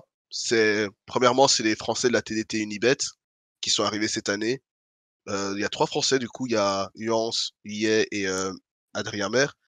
C'est assez intéressant de voir qu'une équipe, bien néerlandophone, de Basket-Téma, l'équipe de Basket-Téma, signe quand même des coureurs français de l'amateur et à voir comment ils vont se développer du coup en Conti Pro. Ils franchissent directement le palier de Conti, ils passent même pas par la Roubaix ou bien la Saint-Michel Mavic. Du coup, on va voir ce que ça donne. C'est intéressant de voir que 23-24 ans, ils passent en Conti Pro et pourquoi pas on les verra sur des courses pour le Tour. Mais je t'avoue que même moi je ne connais pas assez, je vais pas non plus en parler Ah et ouais, te mais faire des j'ai eu petites trop peur quand mentions. tu m'as sorti les noms. Je peux rien te dire, Non, je les connais t'inquiète, pas du tout. t'inquiète. Je connais pas non plus, j'ai vu passer les transferts et voir une petite, tu vois, une petite niche de Français dans une équipe, voilà, c'est cool. On verra ce que ça devient d'ici 1 an, 2 ans. Donc voilà.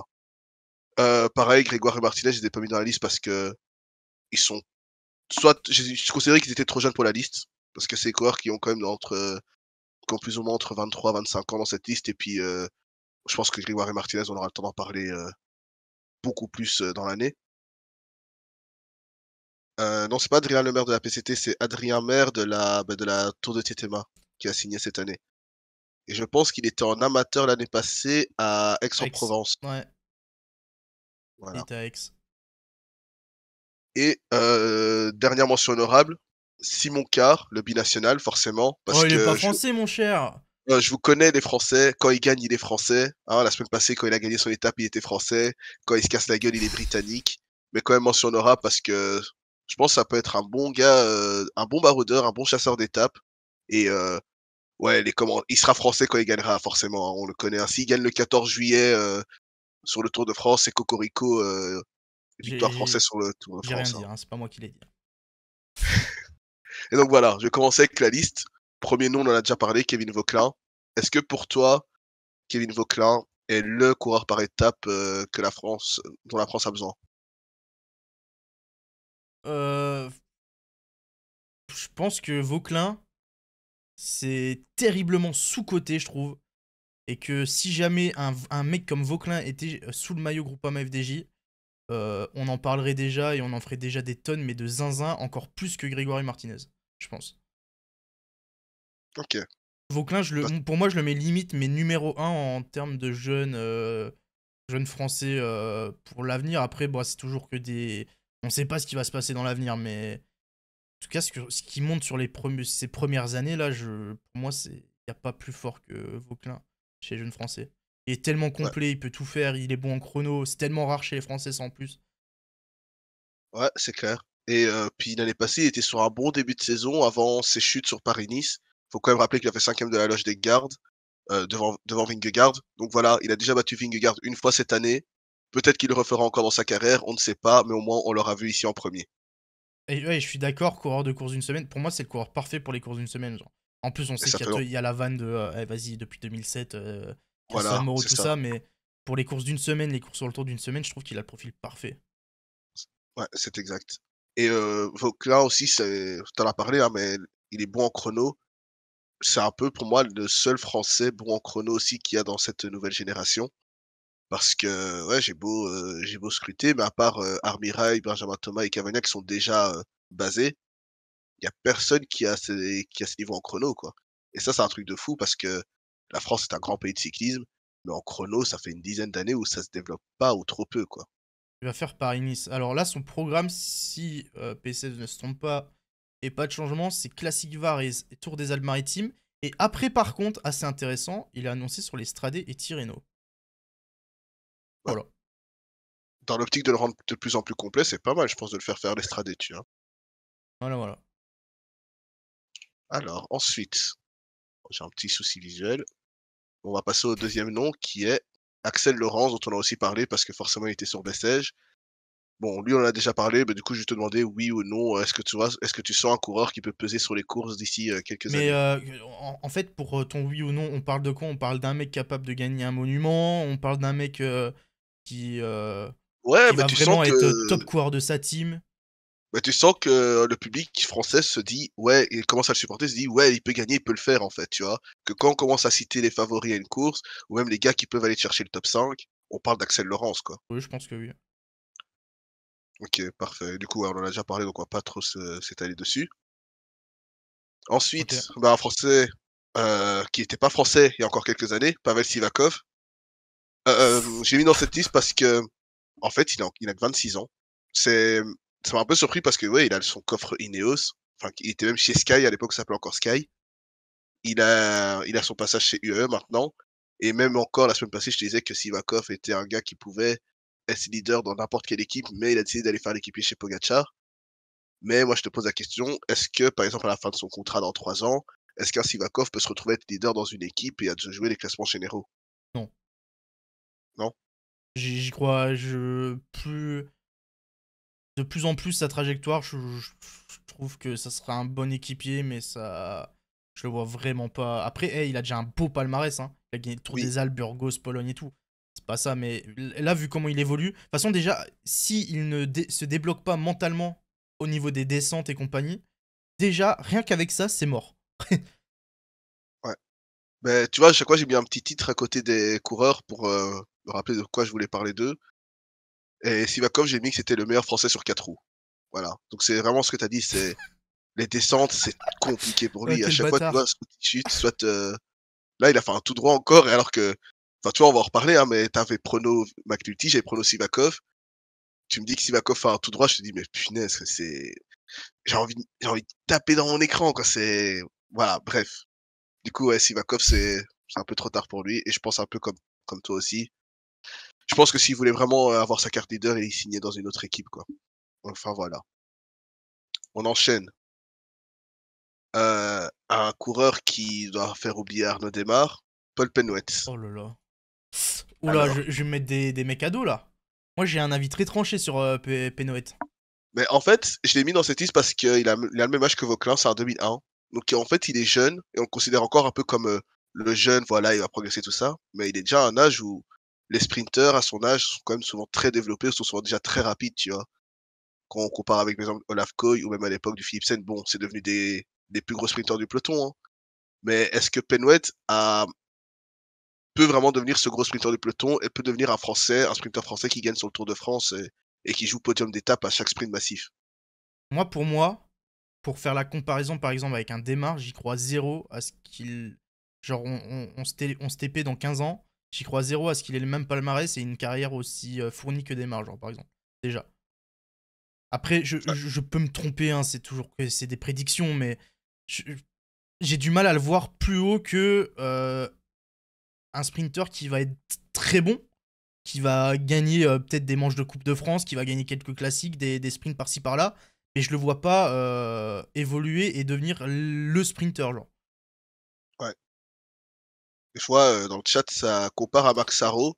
Ben, au final, Marc Et Sarrault, d'ailleurs, je te coupe, pardon, mais ouais, j'ai vraiment du mal quand je vois sur les réseaux, bon, c'est tous les supporters Groupama, hein, mais qui, tu vois des gros trucs passer, ouais, les jeunes de Groupama FDJ, c'est les meilleurs. Enfin, la Groupama FDJ a les meilleurs cracks générationnels du peloton et tout, machin, alors que dans toutes les équipes, tu vois il y a tellement de jeunes dans tous les sens qui sont meilleurs que ceux de la Groupama FDJ pour le moment. J'ai mmh, vraiment du mal avec la hype qu'il y a sur Penoet. Je peux me tromper et j'espère pour lui que je me tromperai, hein, et qu'il aura des victoires de fou. Mais genre, je le vois pas gagner un San Remo comme Démarche, je le vois pas gagner des étapes sur le Tour, sur machin. ben, ouais, dans tous les cas, je pense qu'il faudra faire attention à cette toxicité autour de Penouet parce que, par exemple, ça le met c'est forcément, je pense que c'est le sprinter principal pour la FDJ cette année. Mais maintenant, avec les résultats de Pitty, tu sens quand même que la tendance commence à s'inverser même du côté des supporters et tout. Ça dit: «Ouais, mais Pitty, franchement, c'est pas mal, du coup, faudrait peut-être aller le faire, mettre sur les courses, nanani nanana» et C'est le problème avec les jeunes de la Groupama, de toute façon. Encore plus quand ils sont français, ça les met trop vite. Et c'est pas bon pour eux. Faut les laisser mmh. se développer, les mecs. Ouais, je pense que Penwet, ce sera dans cette catégorie-là de coureurs où il faut le temps justement de le laisser bien se développer et je pense pas que ce sera directement où il sera au prime. Et donc voilà, Penwet. Ensuite, un autre sprinter, lui je l'ai titré, à la porte bis pour l'interrogation, Hugo Page. Parce qu'on l'a connu en tant que sprinter, mais c'est vrai que l'année 2023, on a vu qu'il était hyper complet. Il passait bien les bosses, il grimpait pas mal et sur les classiques, il a commencé à montrer des choses intéressantes. Donc voilà, je te posais la question, est-ce que Hugo Page est à la porte bis? Eh, c'est les problèmes, tes questions, là. Oh, c'est tellement Bah, dur, je sais pas. il est plus jeune après, donc c'est pas obligé d'être sur l'instant présent, mais est-ce que tu vois un profil un peu à la Christophe Laporte, pour Hugo Page la saison prochaine? Non. Non, mais ça m'étonnerait pas qu'il évolue très bien, mais je le vois pas non plus trop tôt OK. pour le dire. Bah oui, mais les gars, du coup, on dit rien, on parle plus, il y a plus de débat, on. Et aussi le but, c'est de C'est le vous principe aussi. voilà, de vous rappeler quelques noms qui, sont dans la à un âge où la progression est importante et où justement c'est bien aussi de commencer à un peu mieux les connaître ou même tout simplement les découvrir. Parce qu'il y a beaucoup de coureurs qu'on voit à travers les jeux vidéo tout simplement, hein. Mais Hugo Page, c'est quand même un coureur qui a fait un Dauphiné, de très haut niveau, c'était l'année passée ou il y a 2 ans. Et tu te dis: «Bah, ouais, pourquoi pas ce mec, ça peut être un gros sprinter d'avenir». Il a quand même commencé à avoir des références en World Tour, notamment une deuxième place à la Cadel Evans l'année passée et ouais, bah, le temps commence à passer assez vite et dans une ère où on commence à chercher de plus en plus jeune, bah, Hugo Page, 22 ans, je me dis que c'est aussi l'année où il doit confirmer et montrer que faut compter sur lui dans l'avenir, quoi. Programme de page cette année, classique de Murcie, c'est le week-end qui arrive. Tour d'Algarve, il va faire le week-end d'ouverture Homeloop Kurn, puis normalement Tirreno, et ensuite il va enchaîner quelques classiques comme le Grand Prix de Denain, Gand Wevelgem, et il est prévu sauf changement sur le Dauphiné et le Tour. Voilà. Donc En, voilà, et en en plus vrai, on en du parlait, coup, hein. parce que Patch, c'est un peu la première année où il a un calendrier aussi chargé, je trouve. Pour l'année dernière, il a Pologne, il a la Volta et tout, mais Paris-Nice, je trouve que là, vraiment, il y a. C'est une deuxième année où qu'il attaque complète chez Intermarché. Je pense qu'à la fin de l'année, on pourra avoir un meilleur avis, quoi. Non, c'est clair. Mais en tout cas, ouais, je suis content de voir sa progression en partant de chez FDJ, en allant chez Intermarché. On savait pas trop ce que ça allait devenir, mais ça c'est plutôt pas mal et voilà, on lui souhaite maintenant de continuer à se développer, de voir, jusqu'où il peut aller. Ensuite, un coureur qui a fait une saison 2023 un peu moins, étincelante que son année 2022, Mathis Louvel.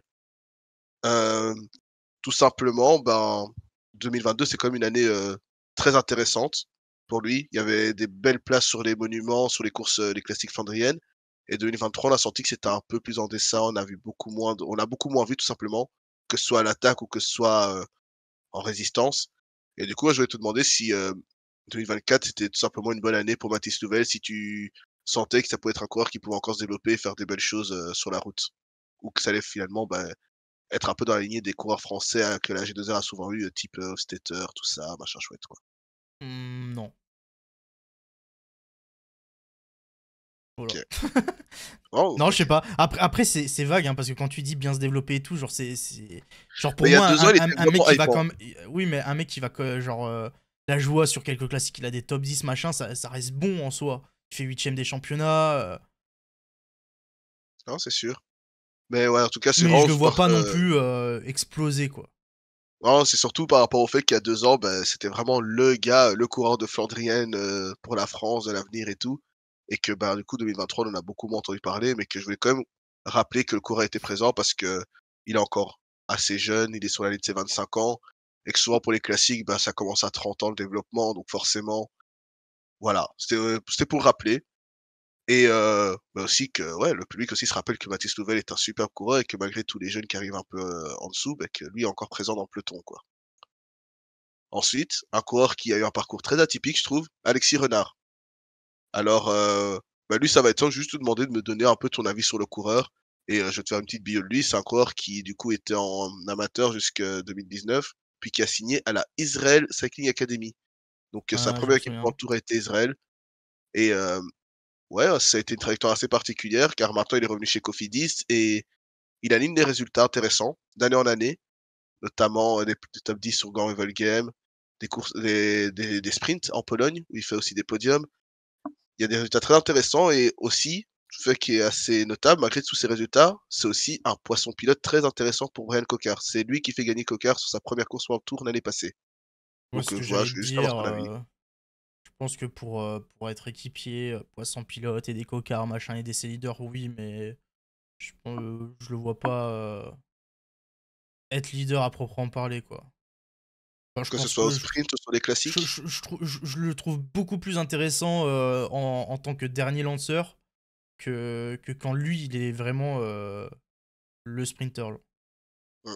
Et sur des classiques pavés type Paris-Roubaix, est-ce que tu le verrais, Ouah, faire quelque chose? non, non, je crois pas trop. OK. Mais du coup, voilà, pareil lui aussi assez jeune, hein, il a de ses 25 ans et c'est cool de le revoir en France déjà, parce que, bah, du coup, faut aussi que le cyclisme se développe en France, pardon et on va voir comment il se développe forcément et je suis assez d'accord avec toi sur le fait qu'en poisson pilote, ça peut être, très, très intéressant. Surtout quand tu vois maintenant le niveau de certains poissons pilotes comme, le Danny Van Poppel tout simplement qui a un niveau, stratosphérique, en solitaire, mais surtout quand il y a quelqu'un dans la roue donc pourquoi pas Alexis Renard qui lance un très, très bon sprinter, que ce soit à la Cofidis ou n'importe où et qui rapporte, le succès, qui rapporte des succès. Ensuite, un coureur qui, je dirais qui peut faire une année de confirmation cette année, c'est Axel Zingler. L'année passée, il nous a laissé sur une très bonne Amstel. Il a montré de très belles choses sur, beaucoup d'étapes, sur plusieurs courses, à du haut niveau, notamment le Dauphiné. Donc l'Amstel, j'en ai parlé. Sur des courses de Coupe de France, il était très intéressant. Quel avenir tu vois pour Axel Zingler? Ah, je vais pas être objectif avec Zingle. Je l'aime trop, ce mec. Il est trop sympa et tout, mais ouais, je sais pas. Ça fait pas très longtemps qu'il est dans le peloton World Tour aussi, hein. Ça fait que depuis, beh, août 2021 qu'il en est à sa troisième année en World Tour, et tout simplement dans un peloton professionnel, donc c'est aussi intéressant de le noter. Non, moi je pense l'an dernier, il a fait une grosse saison en vrai, hein, pour un mec de son âge et l'une de ses premières années complètes. On verra, là il a pas fini la Marseillaise. Je crois qu'il était pris dans la chute qu'il y a eu. Mais Ouais, ouais, je sais pas, il est annoncé sur la Provence là cette semaine, donc on va le voir cette semaine normalement. Donc on verra. et J'avoue, je sais pas trop me projeter là. sur quel type de classique tu le verrais plutôt évoluer dans le futur? Ce serait plutôt les Flandriennes ou les Ardennaises pour lui? Euh, Parce qu'il a fait les 2, il a fait le Ronde, Ouais, ouais, non. ouais, forcément. Ah, je pense plus. Ah, c'est dur, je dirais. Genre, choisir entre Liège et Ronde, je dirais Ronde. OK. De toute façon, je me souviens quand j'avais été à Marseille et j'avais fait la vidéo où je lui posais plein de questions, il me disait, genre, Liège, des trucs comme ça, il trouve que c'est trop dur pour lui, genre. Genre, il est bon puncher, mais c'est pas non plus le mec qui, dans la redoute avec du 20%, va te suivre les meilleurs, je pense. Ouais. Mais là où je suis content, c'est que, Cofidis l'a déjà annoncé sur le Tour de France, donc ça prouve aussi que Cofidis a une certaine confiance en lui et a confiance au projet qu'ils ont lancé avec Axel Zingler, en le signant un peu nulle part, si je pourrais dire, il y a 2 ans, 2 ans et demi. Donc c'est cool. Ça prouve aussi que Cofidis a quand même la continuité dans son projet parce que j'avoue que moi, c'est un projet souvent que j'ai critiqué dans le sens où on se disait que les coureurs qui venaient étaient souvent soit trop vieux, soit pas au niveau de la World Tour, alors que maintenant c'était une équipe World Tour. Au final, bah, avec Zingler, ça marche très bien et à voir comment il se développe sur le Tour de France, quelles étapes il va pouvoir aller, où il va pouvoir aller se battre tout simplement sur le Tour de France. Ensuite, T'en as encore un beaucoup coureur des noms là? T'en restes combien? heu, bon, ouais, on a la moitié, je pense. À la Bon, moitié! Max, Ah, on accélère ouais, alors. Hop, hop, hop, on hop, hop. accélère, on accélère. Ensuite, ancien cofidiste que tu connais très bien aussi, du coup, Victor Lafay. Il a gagné son Tour de France, forcément. On connaît son profil très puncher. Hem, Qu'est-ce qu'il lui faut pour confirmer un peu cette année 2023 pour toi? Être régulier. Très régulier? Ouais, je pense que son plus gros problème, c'est la régularité. Il a un niveau à son pic de forme. Il a un niveau qui peut monter tellement haut. Mais je trouve que dans la régularité, il a un peu de mal. Donc, s'il arrive à être régulier à son niveau, à un haut niveau qu'il peut atteindre, ça peut être monstrueux. Ouais, je suis dans cette optique-là aussi, clairement. Et bon, on va passer à la suite pour aller beaucoup plus vite, j'ai pas rien de plus à dire. Hem, un coureur qui est dans son équipe maintenant et qui est plus ou moins dans le même profil, Dorian Godon. L'année passée, on sentait qu'il y avait déjà un problème de peut-être, ouais, j'ai l'impression qu'il y avait un problème de leadership avec Cosnefroy. Enfin, on savait pas trop quel était leader sur quelle course. Les 2 étaient souvent alignés ensemble. Maintenant qu'elle l'a fait dans cette équipe, comment tu vois, bah, la coexistence entre, bah, Godon, Lafay, Cosnefroy et tous ces punchers qu'il y a dans tous ces coureurs de classiques qu'il y a dans le peloton pour la AG2R Decathlon?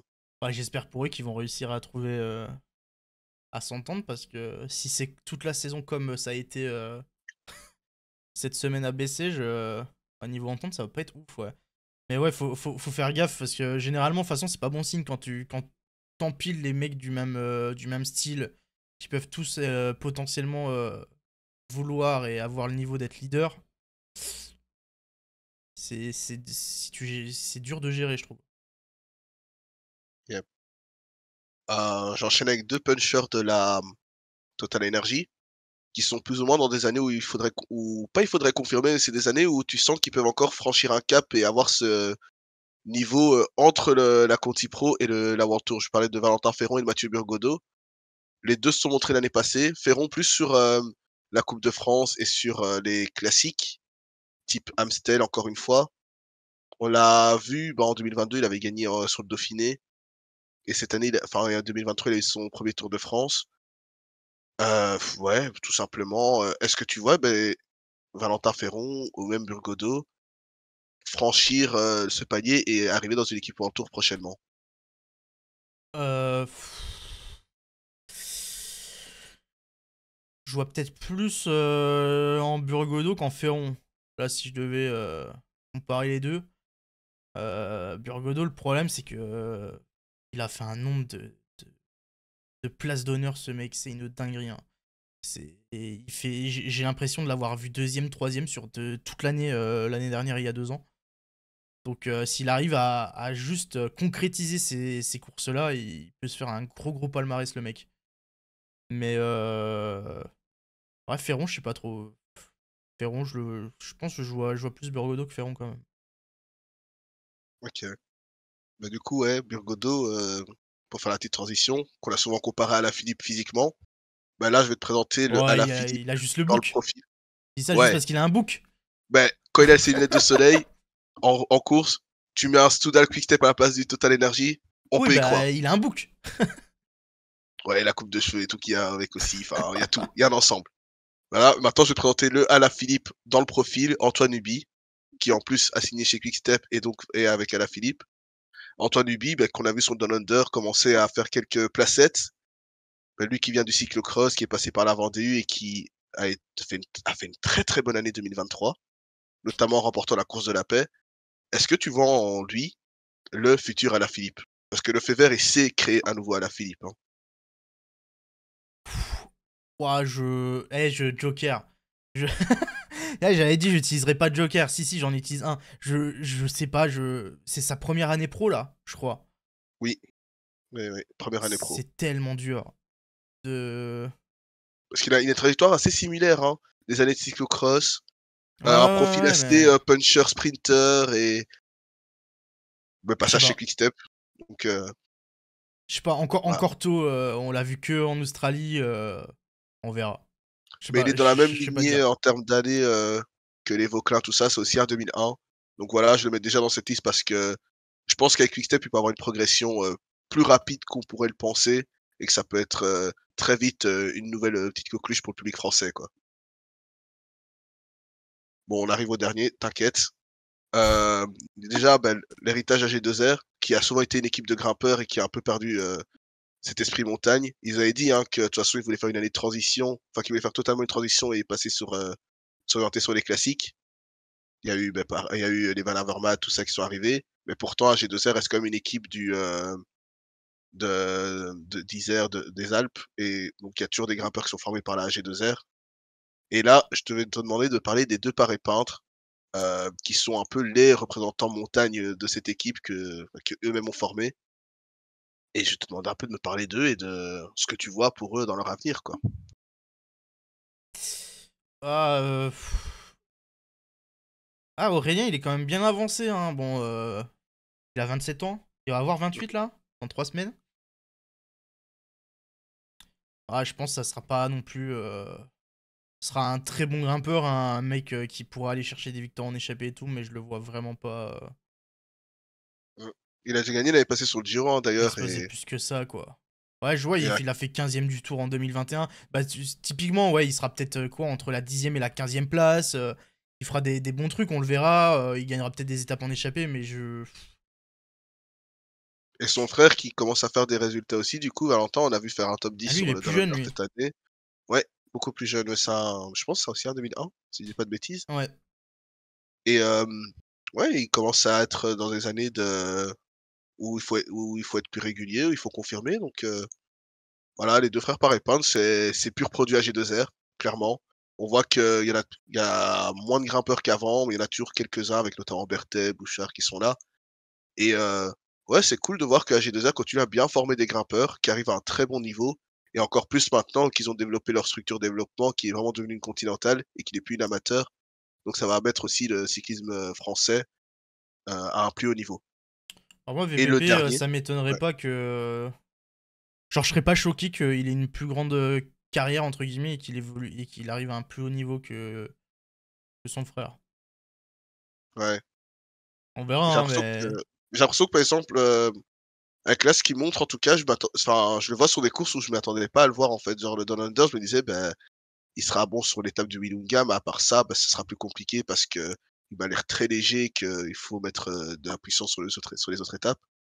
Mais finalement, il a fait son top 10 alors qu'il était même pas leader à la base et ouais, c'est vraiment pas mal quoi. Je suis impressionné en fait. Je le vois à des endroits où je pensais pas le voir du tout, Valentin Paré-Peintre. Et le Et dernier, donc le donc. et donc le dernier nom, bah, c'est, je pense, le plus connu de cette liste, Benoît Cosnefroy. Pourquoi je l'ai mis? Quoi? Parce que tu vas comprendre. Il y a 50 ans, le Euh, Benoît. il a gagné, je pense, enfin, il a pu la présenter, il a gagné à Québec, il a gagné la Bretagne Classique, il a fait deuxième de l'Amstel. Mais l'année passée, on a commencé à avoir un truc très intéressant chez Cosnefroy. Il commence à rouler les Flandriennes. Et moi, la question que je vais te poser par rapport à Cosnefroy, quand je vois encore, par exemple, cette semaine sur B16 où il n'était pas vraiment à niveau quand ça punch, lui qu'on a longtemps cru voir gagner la Flèche Wallonne, est-ce que finalement, ça ne deviendrait pas un coureur de classique flandrienne? Ouais, c'est marrant que tu dises ça parce que là, j'ai son calendrier de la saison à venir. Et il n'y a aucune classique flandrienne, littéralement. Ah, Donc, le flop. genre là, je vois, cette année, il est prévu Alpes-Maritimes, Drôme, Stradé, San Remo, Amstel, Flèche, Liège. Et pourtant, l'année passée, tu vois, il fait troisième de la Flèche Brabançonne. Bon, ça, c'est pas en flandrien, mais il fait 16e du Ronde. Et le Ronde, tu te rappelles, du Ronde, c'était très relevé, quoi. C'est pour ça que je me Ouais. posais la question. Non, Cosnefroy, il est fort, hein. Bon, il y a toujours ce terrible souvenir contre ce bon vieux Kwiatkowski et la photo finish frauduleuse de l'Amstel, mais ouais, dans tous les cas, Cosnefroy, il a déjà un beau palmarès niveau classique, hein. Québec, Ouais, Bretagne classique, machin, l'Amstel, il passe pas loin. Genre, ouais, Cosnefroy, la carrière s'arrête là, le bilan, il est bon, je trouve. ouais, c'est clair. Et bon, forcément, peut-être qu'il y aura un sentiment de pas assez parce que c'était un champion du monde espoir. Mais au final, c'est ce qu'il a eu, c'est très bien.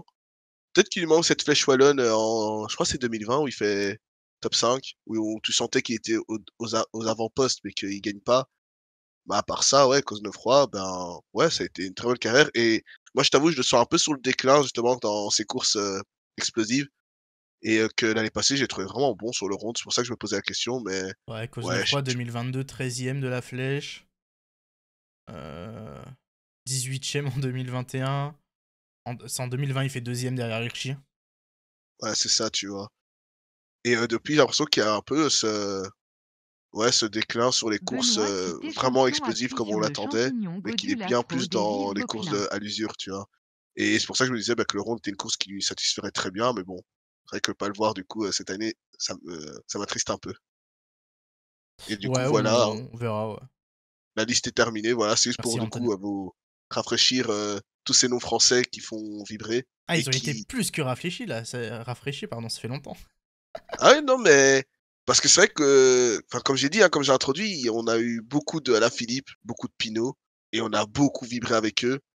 Et que là, maintenant, je pense que toute cette énergie qui était recentrée sur deux, trois coureurs, il faut la disperser sur une petite quinzaine de coureurs et qui sont à un très très bon niveau dans le peloton et qu'il faut remettre en lumière. Du coup, voilà. Mais Et n'hésitez ben pas, hein, si vous voulez que je écoute. fasse la même chose avec les Belges, hein, vous me le dites, on refait la même. Ouais, en vrai, ça peut être sympa, mais peut-être avec genre Ouais, moins de cinq coureurs. six noms de moins, quoi. Peut-être même 7-8 de moins. Hein, mais je t'avoue que je suis d'accord, hein, mais le vivier français est tellement est tellement haut et tellement riche que ouais, ça a été compliqué de choisir des noms. Non, mais écoute, merci pour ce petit point jeune français. Magnifique, Après, je dirais magnifique. pas, mais l'autre raison, c'est pour éviter d'avoir à faire trop de pronos sur des coureurs pour que je me floppe encore, parce que tu vas en parler et je le sais très bien. Alors, la suite, les petits points d'actu de cette dernière semaine. On va parler des Strade Bianche. Eh oui, eh oui, les Stradé. Petite tweet du groupe Eto ici. N'hésitez pas à aller les follow. Pour l'actu sur Twitter, ça régale, c'est des boss.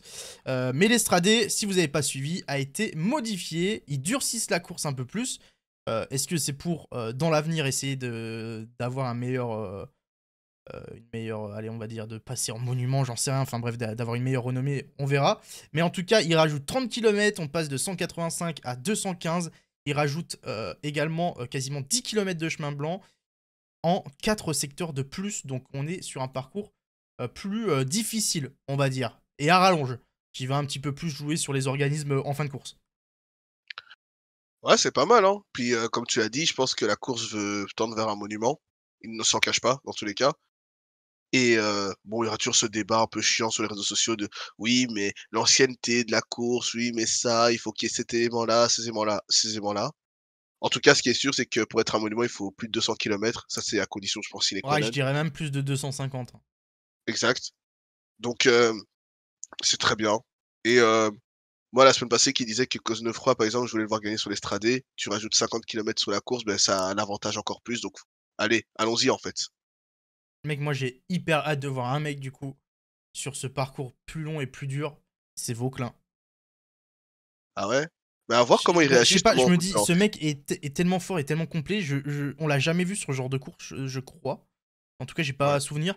Donc j'ai vraiment hâte de voir. Après, pour un mec pour qui ça arrange de fou que ça devienne plus long, c'est Madouas. Hein. Ouais, non, c'est clair. Et ouais, j'espère que bah, de toute façon, je pense qu'il y a beaucoup de Français qui seront mis à l'honneur avec, cette course et le fait de rajouter des kilomètres, ça ne leur déplaît pas. Exactement. Donc dites-nous ce que vous en pensez du parcours des Stradés. Ça sera début mars, comme d'habitude. L'une des plus belles courses de l'année. J'ai bien hâte de voir ce que ça va donner. Bien hâte. On va passer au parcours. Un autre parcours annoncé cette semaine, c'est le parcours du Dauphiné. Avec ce bon vieux Barna. Bien sûr, le copain. N'hésitez pas, je vous mets le lien de son Twitter en description. Il met des tweets assez sympas à chaque fois pour présenter les parcours, résumer les résultats et tout, si vous connaissez pas. Donc, parcours du Dauphiné ultra difficile pour le coup où les sprinteurs n'auront pas trop envie de s'y frotter, je pense. Mais un parcours avec 8 étapes classiques. On a une première étape mi-pleine, mais bon, il y a quand même quelques difficultés. Bon, ça devrait être un sprint, mais ça devrait être quasiment le seul sprint de la semaine. Puisque étape 2, on a déjà une belle arrivée. Ok, on voit pas, je vais rester comme ça. On a déjà une très très belle arrivée dès le deuxième jour. Juste ici, au col de la Loge. Étape 3, pareil, très dur, 3000 de D+, arrivé aux estables. Donc on verra. Le quatrième jour, c'est le chrono. 35 km, quasiment tout plat. Bon, il y a un petit peu de relief, mais c'est vraiment léger. Donc ça devrait être pour les purs spécialistes. L'étape 5, c'est l'autre étape, on va dire, où les sprinteurs peuvent espérer. Mais bon, c'est pareil, elle est dure. Il y a quasiment 3000 de D+. C'est du accidenté. Je vois bien cette étape pour Baroudeur. Et enfin, un dernier week-end. Où là, par contre, c'est violent. On a une arrivée au collet d'Alvar, arrivé au sommet, le vendredi. Attendez, je vais vous faire mieux là, parce que vous voyez pas très bien là. C'est un peu n'importe quoi cette affaire. Hop. Et ensuite, bon là, vous voyez le profil plus en détail. Beau merdier, hein. Beau chantier. Le lendemain, étape assez stylée, arrivé à Saint-Moins 1600, pardon, avec un dernier col de 10 km à 9,3% qu'on connaît pas, qui va faire très très mal aussi. Et enfin, le dernier jour, encore une arrivée au sommet, parce qu'il n'y en avait pas eu assez, au plateau des Glières, qu'on connaît bien, avec, vous savez, le petit sommet avec les routes blanches. Mais on ne va pas prendre la montée habituelle qu'on connaît, qui avait été prise par le Tour ces dernières années. En gros, on prend la descente là. C'est pris à l'envers. Et arrivé sur le sommet, je sais pas si c'est avec les. J'imagine du coup que c'est sur les chemins blancs sur le dessus, la route en terre. Pour l'arrivée finale. Donc voilà, parcours très très difficile. T'en penses quoi toi du parcours là, à propos à première vue comme ça? Ouais, très difficile. Il y aura, beaucoup de d'étapes pour grimpeurs, beaucoup de décisions au sprint, en boss par contre. Mais ouais, au niveau des écarts, je sais pas s'il y aura les mêmes que l'année passée parce qu'il y a pas non plus de gros cols, j'ai l'impression, de vue. Mais vu le plateau qui est annoncé sur le Dauphiné, il fallait un parcours d'exception et je pense que ça répond bien, à la demande. Ah bah d'annoncer là, il y a Vinge, il y a Roglic, il y a Remco. Donc déjà rien que ça fait mal. Je sais pas si les Tao et tout qui feront aussi le tour en tant que leader dans leur nouvelle équipe iront. Mais ouais, il y a une très belle start list, il y a un très très beau Félix parcours. Félix Gall aussi sera là, Gaudu. Ouais. Après, moi, déjà, les sprinteurs, bon, est-ce qu'il y a des sprinteurs qui vont s'aventurer dans ce merdier? Je suis pas sûr. Parce que t'as que la première étape, puis c'est déjà fini pour eux. Donc ça, déjà, un peu bof. En vrai, c'est bien pour le spectacle et pour nous, que les parcours qui se durcissent. Les orgas, de toute façon, c'est la course pour les orgas. C'est à chaque fois faire de plus en plus dur, faire des semaines dantesques et tout. Des parcours de fou. Bah, je trouve qu'il faut quand même un juste milieu et mettre un petit peu d'étapes pour les sprinteurs et tout. Un peu de tout. Là j'avoue, il est tellement dur le parcours. Et j'ai peur qu'avec les trois Ouais, dernières arrivées au sommet, dans tous les cas, on va juste avoir un Vingu qui met 8 minutes au deuxième, quoi, en une semaine. non, C'est c'est un risque sûr. aussi, hein. En tout cas, ce qui est bien, c'est qu'il y a des nouveaux cols et il y a des nouvelles tentatives parce que qu'on se le dise, le Dauphiné, c'est comme aussi une étape où enfin, un parcours qui sert de test pour le Tour de France. Des parcours, si ça marche bien sur le Dauphiné, bah, tu les refais sur le Tour de France avec les infrastructures, Tour de France. Donc ouais, c'est cool les glières, par exemple, en Dauphiné, je pense qu'on n'avait jamais eu. Enfin, peut-être si, en fait, des anciennes années, mais Pas en je n'en ai arrivée au pas déjà sommet eu. en tout cas. Ouais, voilà et c'est pas mal. À voir, plus tard aussi, par exemple, sur le Tour de France, tu pourras avoir une arrivée plateau des glières, ce serait incroyable. Donc ouais, Tao le fait c'est apparemment bien. avec Skelmos aussi. Mais du coup, ouais, comme tu dis, hein, les sprinters vont devoir aller sur le Tour de Suisse ou bien même, ailleurs et c'est un peu dommage du coup. Au moins, on aura du spectacle pendant une semaine et j'espère que j'espère que non, Vingegaard ne mette pas 8 minutes au deuxième parce que si le deuxième s'appelle Remco et qu'il lui met déjà 8 minutes sur le Dauphiné, que dire sur le Tour de France, quoi? Ah bah c'est le risque, hein. C'est le risque, même à Roglic, on connaît Vingue, quoi. Hein, c'est sûr. Donc ça sera pour le parcours du Dauphiné, les mecs. Début juin, on va passer, on en avait un tout petit peu parlé, c'était un petit peu dans le débat de la semaine dernière sur les rumeurs qu'il y avait, Poga, est-ce qu'il peut faire les 3 grands tours et tout. Son calendrier pardon, de toute l'année a été officialisé par Matchin. euh, c'est quoi le journal, c'est quoi la source, je sais plus. C'est Ultima Aura, je crois. C'est un truc comme ça. Bon, dans tous les cas, ça, c'est le parcours de toute l'année de Pogacar et il n'y a rien qui a été enlevé. Donc très très peu de jours de course en dehors du Giro et du Tour. En dehors du Giro et du Tour, il aura que 13 jours de course. Avant le Giro, 10 jours seulement. Du coup, Stradé, pas de Paris-Nice, pas de Tirreno. Il va direct à San Remo. La seule course par étape de son année qu'il fera en dehors des grands tours, ça sera la Catalogne. Pas de Flandrienne, pas d'Amstel, pas de Flèche. Il file direct à Liège. J'imagine qu'il doit y avoir un stage du coup sur le reste du mois d'avril pour préparer le Giro. Rien du tout entre le Giro et le Tour, même pas de CN. Il sera même pas sur les championnats de Slovénie. Euh, donc il ira direct sur le Tour. Et après le Tour, il a juste d'annoncer les JO et après un gros bloc de préparation pour les championnats du monde, qui est son objectif de l'année, avec le Lombardia juste après. Ouais, Donc voilà. la semaine passée, on tu sais, on débattait sur est-ce qu'il ferait la Vuelta, s'il gagnait le Giro, le Tour. Le lendemain de l'émission, ben, j'ai vu une interview, où on lui posait la question «Quel était ton plus gros objectif de la saison entre le Giro et le Tour de France?» Il a répondu: «Les championnats du monde». Donc je pense qu'il en a, rien à faire de la Vuelta pour cette année, qu'on se le dise. Mais en tout cas, son parcours est très intéressant. Il y a que du World Tour forcément. À voir s'il y a peut-être une course ou quoi qui s'ajoute pour, peaufiner la préparation. Mais en tout cas là, ouais, Pogacar, on est parti pour le voir, bah, que sur les grosses courses Ouais. et ça libère de la place aussi pour les autres UAE comme on en parle depuis maintenant 2 semaines, hein, faut que les autres, aient aussi à manger. Pogacar leur laisse de la place et aux autres de prouver qu'ils seront là pour Pogacar au bon moment, quoi. On ne sait pas pour les CN. Alors si, la question a été posée à Machin, il a vraiment dit les CN ne sont pas dans le plan pour la préparation pour le moment. Après, ça peut changer. Peut-être que une semaine avant, il va dire bon, au final, j'aimerais bien les faire et tout. Mais en tout cas, ce qui est annoncé par lui et par son équipe, c'est non, pas de CN. Donc, et la question a été posée d'ailleurs, hein, c'est dans l'article là. Il a vraiment dit après, ça peut changer. On souhaite de chute à personne, mais une chute sur une course en début de saison, ça change tout le calendrier. Si. Enfin, je sais pas, il peut y avoir des changements. Peut-être que là, c'est pas annoncé, mais peut-être qu'avant le Lombardia, il fera quelques courses. Les tours d'Emilie et tout, toutes ces conneries. Mais en vrai, c'est très léger. Mais au moins, on sait que il met vraiment toutes les chances de son côté de faire le doublé, quoi. Parce que Ouais. arriver avec 10 petits jours de course avant le Giro, euh, avant le Tour, au final, il aura fait le Giro, mais bon, il sera à quoi, à 31 jours de course. C'est pas énorme, hein. Non, c'est clair. Mais je pense que c'est un sujet, on pourra débattre longtemps, hein, mais je pense que quand tu arrives avec 10 jours de course sur le Giro et 31 avec sur le Tour, c'est que ton objectif principal reste quand même le Tour entre les 2. Et que je pense ils savent aussi à la UE qu'il n'a pas besoin d'arriver dans une superbe forme pour remporter le Giro. Parce que 10 jours de course, ça reste quand même très, très, très, très, très peu.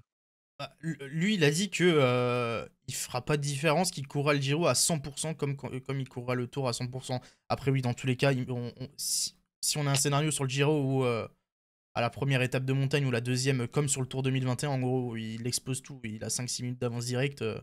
Il sera plus dans la gestion après pour le Tour, mais. Non, je sais pas, de toute façon, il y a généralement de Poga et de son équipe et de son staff, il y a très très peu de choses au hasard. Et s'ils ont mis ce calendrier-là, c'est vraiment qu'il a été étudié parfaitement pour qu'ils puissent faire les deux. Ouais. Et puis, faut pas oublier, c'est que maintenant, les coureurs, ils passent la moitié de leur année, c'est en stage sur le volcan, sur machin, je sais pas où, mais. Genre là on voit qu'il n'y a pas de course entre Catalogne et Liège, il va être 3 semaines en stage. Ah, c'est sûr. Entre le Giro et le Tour, c'est pareil, il sera en stage. Ah, c'est sûr. Bah, du coup, ouais, ce sera marrant, hein, que le chat, nous, on se fasse un petit jeu du combien de courses Pogacar aura remporté d'ici la fin de la saison. Maintenant qu'on a son programme complet. Bah, du coup, ouais, 55, je crois, de jours de course. Ouais, En ça. tout. Sur 55, je pense qu'il y en a au moins 10, hein, 15. Ouais, je pense aussi, hein, on est dans ces eaux-là, hein, parce que entre toutes les étapes sur le Giro, le Tour, la Catalogne, il en récupère au moins 3. Parce qu'il sera surtout stylé à regarder. Enfin, stylé, je sais pas, mais du coup, il a 3, 6, il a 9 courses à proprement parler. Sur les 9, combien il en gagne? C'est clair, c'est clair. Bah, l'année passée, en vrai, à part le Tour, il a tout gagné, hein. Ouais. Donc, bon, il y a eu des courses italiennes de fin de saison, ça compte pas trop, c'est la prépa, mais ouais, l'année passée, il a perdu que à l'Amstel. Non, Bah non, il le gagne, que sur Amstel. le 3, Milan-San Remo Ouais. et Liège-Bastogne-Liège parce que du coup, il y a cet abandon. Ah oui, il y a le Tour de France, putain. J'avais totalement oublié, il gagne pas le Tour de France à la fin, oui, oui, oui. Du coup, ça fait genre 4 courses, pas remportées sur, une quinzaine de participations, une dizaine, quinzaine de participations. Ouais. Donc, Donc on c'est verra. un Bon. monstre, voilà. Le calendrier du GOAT. Bon, dernier mini actu. Et après, on passera au programme de la semaine qui arrive. Parce que là, oh, ça fait déjà 1h40, putain. Ouais, On est l'entretien. sur deux petites recrues slash prolongations pour des petits jeunes. Avec Thibaut Gruel qui a été annoncé aujourd'hui, qui rejoindra l'effectif pro de la Groupama FDJ en 2025. Bon, il est déjà dans la conti, il a déjà fait des courses en début de saison, il est monté avec les pros, mais il sera officiellement chez la Groupama l'an prochain. Et le petit, il n'y a même pas de photo, c'est terrible. Félix Horn Christophe, qui est le frère de Christophe avec 20 ans de moins, mais c'est vraiment son frère, n'en faites pas, qui lui a signé chez Intermarché pour l'an prochain. Voilà. Ouais, ça signe de plus en plus jeune, hein, en soi, hein. Et Gruel, bon, c'était normal qu'il passe à la World Tour, l'année prochaine. Ça reste quand même un très gros crack chez les juniors et 2026. 2025, il sera quand même dans l'organigramme Intermarché, mais dans la conti. Mais oui, la ouais, World Tour Intermarché, c'est 2026. Mais c'est déjà prévu, quoi. ouais, c'est des recrutements, logiques, si on peut dire, en termes de niveau et ouais, faut s'habituer, je pense, à ce que des coureurs soient sécurisés, même quand ils sont encore en dernière année de junior. Donc, bah, on a déjà eu le cas avec, Albert Philipsen pour la Trek, qui a déjà un contrat de 4 ans préparé pour, l'année prochaine. Donc, voilà. Bon, bah, c'est des coureurs qui méritent au moins, donc on va être content. Et plein de force à toi, Etcheb. Merci pour les bits. J'espère que ça va aller, mon pote. Donc voilà pour les petites infos mercato slash signature montée en World Tour, tout ça. Pour aujourd'hui, je te propose qu'on passe au programme de la semaine. Avant ça, petit point. Non, on le fera après. On fera après. D'abord le programme. D'accord, d'abord le programme? Ouais. Tu gardes le meilleur pour la fin, c'est ça? Bah, c'est plus logique de faire les pronos après vu que. Non? Je sais pas. Ouais, si, c'est vrai. Si, si, si. Au plus tard c'est, au mieux c'est pour moi. Bref, allons-y. Qu'est-ce qu'il y a du coup la semaine prochaine? Ben, dès demain, il y a le Tour de Colombie. Donc le Tour Colombia, la course, où on voit souvent, on retrouve toutes nos stars Putain, c'est magnifique. de ce continent. Nairo Quintana, Rigoberto Urán, Egan Bernal. Et du coup, ouais, bah, il y a pas un plateau, très fourni, hein. Il y a quand même beaucoup de sélections nationales, mais voilà, c'est la course des Sud-Américains, la classique. Ensuite, à noter quand même la participation de Cavendish. Ça peut être intéressant. Il y a quand même quelques étapes de sprint et je pense qu'il va falloir, peaufiner le train. Parce qu'on rappelle la Ouais. mission de Cavendish pour cette saison, hein, gagner, la 34e, la 35e. Effacer Merckx du record en tout cas, de l'histoire. Yaneiro, oui. Ouais, il y a Nairo, le GOAT. Pas moi qui l'ai dit. Ensuite, à partir du 8 février, il y a le Tour d'Antalya et le Tour de Provence en simultané.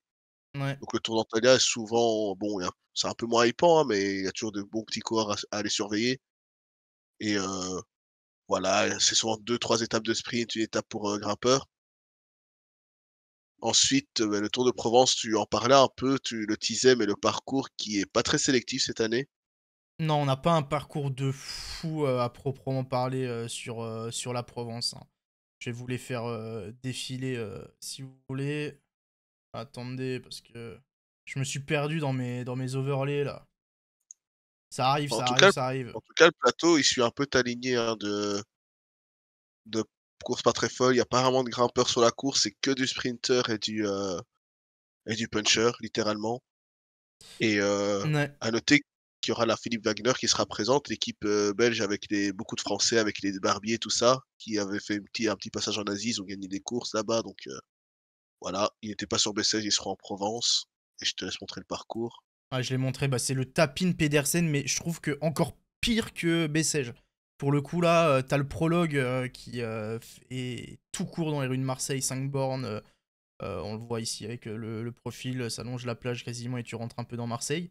Mais ouais, après, franchement, Pedersen est favori pour chaque étape et le général. Et du coup, Littéralement, hein. voilà. Bah, ouais, littéralement, en fait, j'ai l'impression qu'il y a pas d'autres gros sprinteurs de renom qui vient sur le Tour de Provence, donc en soi, bah, ouais, il aura ses tapines et ensuite, si, vous trouvez ça trop ennuyeux, ben, dès le 9 février, pardon, la Muscat Classic fait son apparition, donc la course qui, introduit le Tour d'Oman Ouais. avec un plateau assez sympa. Il y aura du Anton Charmy qui a déjà performé à Oman. Il y aura Brel Coquard qui sera encore là pour se faire battre par un sprinter aléatoire. Non, plus sérieusement, il sera là et il y aura une bonne équipe autour de lui. Il y aura, ouais, quelques petits noms, Duzuilhoff qui est intéressant, Frank Van Den Broek, une petite sensation chez les jeunes, Antoine Hubie et Paul Magnier qui seront là. Et puis le Tour d'Oman, donc pareil, il y aura un plateau assez similaire avec les grimpeurs en plus, donc Ouais, du plus Bourgman. intéressant, Oman, hein. Ouais, forcément, hein, je crois qu'il y a 4 arrivées en côte, donc forcément, on s'attend aussi à des sprinters boss, du spectacle. Il y aura Adam Yates qui sera là, Luis Meintjes, Bourgman. Je vois du Rezu Serrada aussi. Il y aura un des fils Vinokourov aussi qui sera présent pour la Astana et puis, voilà, il y aura Warren Barguil aussi qui sera là pour, la petite touche française donc, ouais, une course intéressante, le Tour d'Oman et ouais, 4 arrivées au sommet donc, Ouais, 4 arrivées au sommet sur les 5, il n'y a que la première étape qui est promise aux sprinters normalement. Donc ça va être assez sympa à suivre ça. Et pour ceux qui demandent, quasiment toutes les courses de la semaine sont diffusées sur Eurosport. GCN n'existe plus, c'est sur Eurosport. Et horaire, dites-vous que Oman c'est vers le matin. Donc pour mes chômeurs sûrs, magnifique. Donc ça sera, je crois, le départ prévu vers 8h et l'arrivée ça doit être vers midi. Dans ces eaux-là, je pense. Euh, Tour de Colombie, c'est pas sur Eurosport, mais ça doit être diffusé sur un truc YouTube ou un truc comme ça. Ça sera plus en soirée, ça. Arrivée prévue vers 20h, et puis toutes les autres, c'est du classique, c'est entre 16 et 18h. yep et puis on terminera avec le week-end avec, le retour des courses en Espagne, mais aussi au Portugal avec du coup la Figueira Classic et toutes les autres petites classiques, espagnoles avant, la Ruta del Sol, donc le Tour de Murcie, ouais, le Tour de Murcie, la Classique Almeria et la Classique Rennes, la course, avec les routes blanches, les chemins en terre, tout ça, cette nouvelle course qui est vraiment très super intéressante à regarder. Ouais, la Figueira classique, grosse start list, elle est passée en point pro cette année, avec 222 km, donc c'est vraiment très dur. Il y a une belle bosse aussi dans le final, et il y a surtout une grosse start list, c'est la reprise de Remco, il y a Joao Almeida qui reprend aussi, il y a du Marc Hirschi, il y a du Bajoli, Rui Costa, il y a vraiment du très beau monde au Portugal, albanésé pour Arkea. Et puis, tu l'as dit aussi, les classiques en Espagne, il y a Murcie, où il y a notamment un certain Sepp Kuss, qui est dorénavant vainqueur de Grand Tour, qui est là, qui est présent pour Murcie avec le final et l'Alto Questra del Gallo. C'est toujours le même parcours. Et enfin, du coup, pour terminer la semaine, ça sera dimanche, la classique d'Almeria, promise normalement aux sprinters avec Wout van Aert qui reprend sa saison sur route, Arnaud Delis, Moschetti, il y a du Jordi Meus aussi, du Magnus Cort Nielsen. Là, on devrait avoir un sprint Almeria. Ouais. Du coup, on a fait le tour pour la semaine qui arrive. Eh oui. Et du coup, les petits pronos là, mon cher Colby. Ah, c'est le moment que t'aimes pas là, mais les petits pronos. Alors attendez, on s'est dit que ça pourrait être sympa. Alors attendez, parce que je vous ai fait un visuel de fou. Un J'ai gros lancé un visuel jeu. là. J'ai lancé un jeu où à la fin, c'est moi qui perds, en fait. Voilà. J'aurais pas dû commencer à te demander des pronos en fin de Non, vidéo. mais en vrai, c'est sympa. Je dis pas ça parce que pour le moment, je t'écrase. Mais en vrai, c'est sympa. Tous les lundis, en fin d'émission, boum, petit prono pour les courses qui arrivent. On fait le point sur les anciens. On rappelle que la semaine dernière, pour la Loulac Tour, j'avais dit Fischer Black, t'avais dit Formolo. Bon, c'est une bulle pour nous deux. Même si je peux me permettre, je veux pas t'enfoncer, mais bon, Fischer Black, j'étais pas loin, quoi. Mais bon, Formolo était très loin pour le coup. Pour Bessèges, j'avais dit Pedersen, donc un point pour moi. T'avais dit Vauclin. Bon, c'est pas passé loin pour Vauclin, ça, je te l'accorde. Mais t'as perdu quand même. Et enfin Valence, où là par contre c'est une catastrophe absolue. Hein. J'ai dit Magnulti, je suis un génie. Par contre, bon, le Sivakov, je sais pas où t'as été le chercher. Bah, j'ai été le chercher dans le mur où il est parti, hein, écoute. Oh, c'est pas moi qui Euh, l'ai dit. Mais non, plus sérieusement, bah, vas-y, choisis 3 courses où tu veux qu'on se fasse un petit prono et je me lance et je règle la mise cette semaine. Parce que Trois je me dis que ouais, en courses. faisant ouais 3 parce que si on fait 3 à chaque fois, ça va être chiant, on va devoir faire la récap et tout, et j'ai pas envie de me faire éclater 10-0 au bout de 2 semaines surtout. Donc ouais, allez 3 courses. Non, moi ce que je te propose, c'est qu'on peut faire prono de la Provence. On peut faire Ouais, prono du Tour d'Oman. Et des trois classiques. Ça en fait 5, mais bon. OK, OK, allons-y. Ce sera un petit 7-0, la semaine prochaine peut-être? Bon, on commence Bon par la allez. Provence. Bah, la Provence, en vrai, à part Pedersen, il y a rien d'autre à dire. Je suis totalement d'accord avec toi. Mais vu que je suis derrière et que je vais commencer, je vais prendre Pedersen et je te laisse choisir un autre nom. Ah bah, comment ça, des noms différents? Moi, je dis Pedersen aussi. Il y a pas ce. On dit tous les deux Pedersen. Il a essayé de me couiller là. Non, non, non, il y a Anturloupe là. Tu veux pas un Samuel Watson, Non, tout non, non, ça? non, non, Pedersen aussi. On est tout à fait d'accord et je pense que la plupart des gens sont d'accord là, pour le coup. Non, des noms différents. Ah bah non, non, non, non, non, moi. Ah non, non, non. Ah, on dit tous les Voilà, deux Pedersen, c'est comme ça. le Catenaccio, voilà, c'est tout, Rien à c'est foutre. Bon, ok, ensuite Thoman. Oman. Heu, ouais, je vais faire classique, Adam Yates. C'est une des seules courses où je pense qu'il sera Putain, mais vraiment, j'ai une strat de fou. Moi, j'ai leader. juste à te laisser dire le nom. Je dis le même nom et je serai sûr d'être devant toi. Vu que j'ai de Ouais, l'avance. ouais, c'est sûr, mais je pense que pour le beau jeu, tu ne feras pas ça, donc j'ai foi en Oh, ton humanité. oh, Non, je sais pas, t'as dit qui? T'as dit Adam Yates, toi? Ouais. Tu pas envie de dire Del Toro, toi, là, le Non, non, ton non, nouveau non, non, crack? non, non, mais ouais, c'est vrai qu'Adam Yates.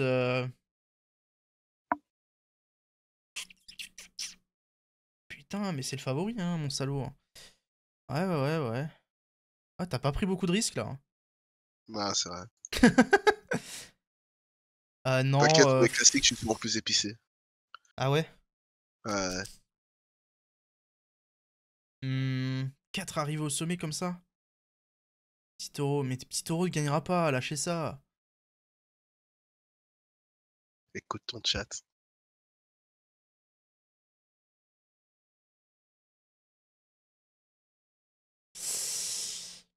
Je vais dire Ressus Serrada. Intéressant. Je vais Il dire a déjà Ressus gagné en plus Serrada. l'année passée, Bah, hein. Ressus Serrada, il est souvent bon sur les débuts de saison.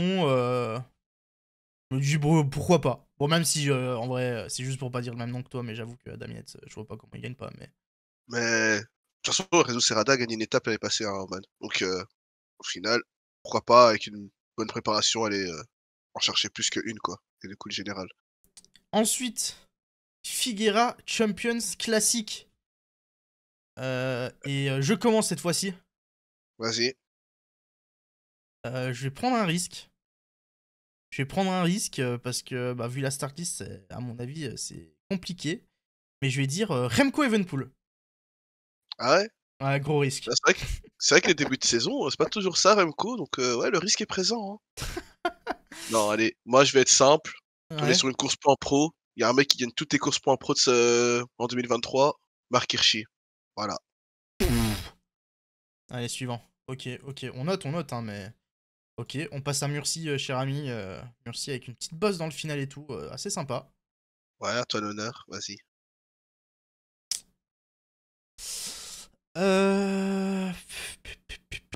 Il y a du beau monde, hein. Il y a du très très très beau monde. Je vais dire...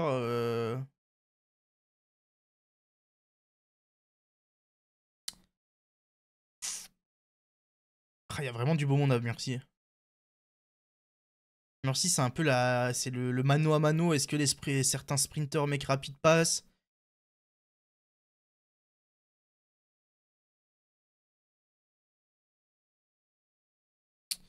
Je vais dire... Putain, pardon, je prends un peu mon temps, mais...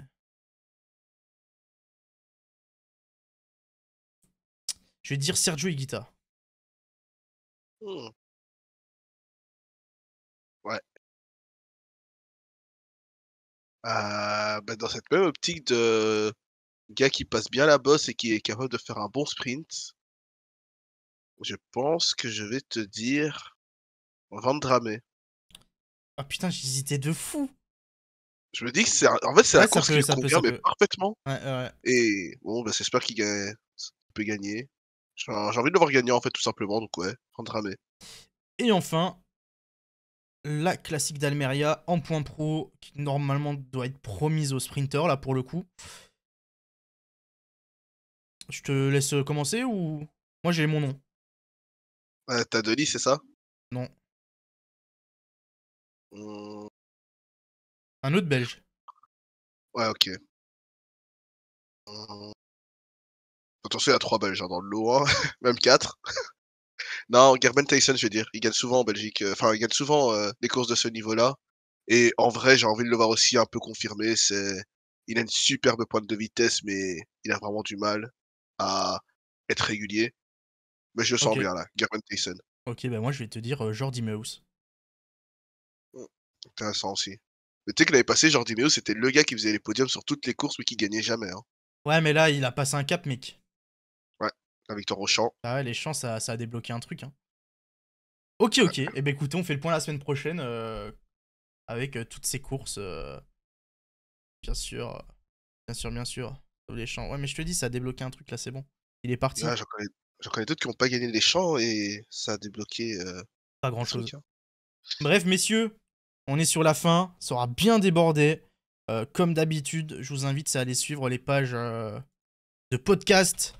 Bien sûr, Spotify et Deezer. Ça sera dispo. Putain, Soro, il m'a devancé, quoi. Terrible. Ça sera dispo dans la soirée directement après. Je pense vers 21h30 par là. Et également en rediffusion sur YouTube. Bon, par contre, vu qu'on a débordé, je pense que ça risque d'arriver assez tard sur YouTube. Mais bon, je fais au plus vite. Merci Colby d'être passé. Ouais, un plaisir, hein, et comme d'hab, à la semaine prochaine, en espérant que vous soyez encore plus nombreux. Eh oui, rendez-vous lundi prochain, même heure, même chaîne, 19h pour hors délai. Ça sera la 4ème la semaine prochaine. Donc on vous fait des bisous. Merci à tous ceux qui nous ont écoutés, qui nous ont regardés. Et à la semaine prochaine, tout simplement. Ciao, ciao, des bisous.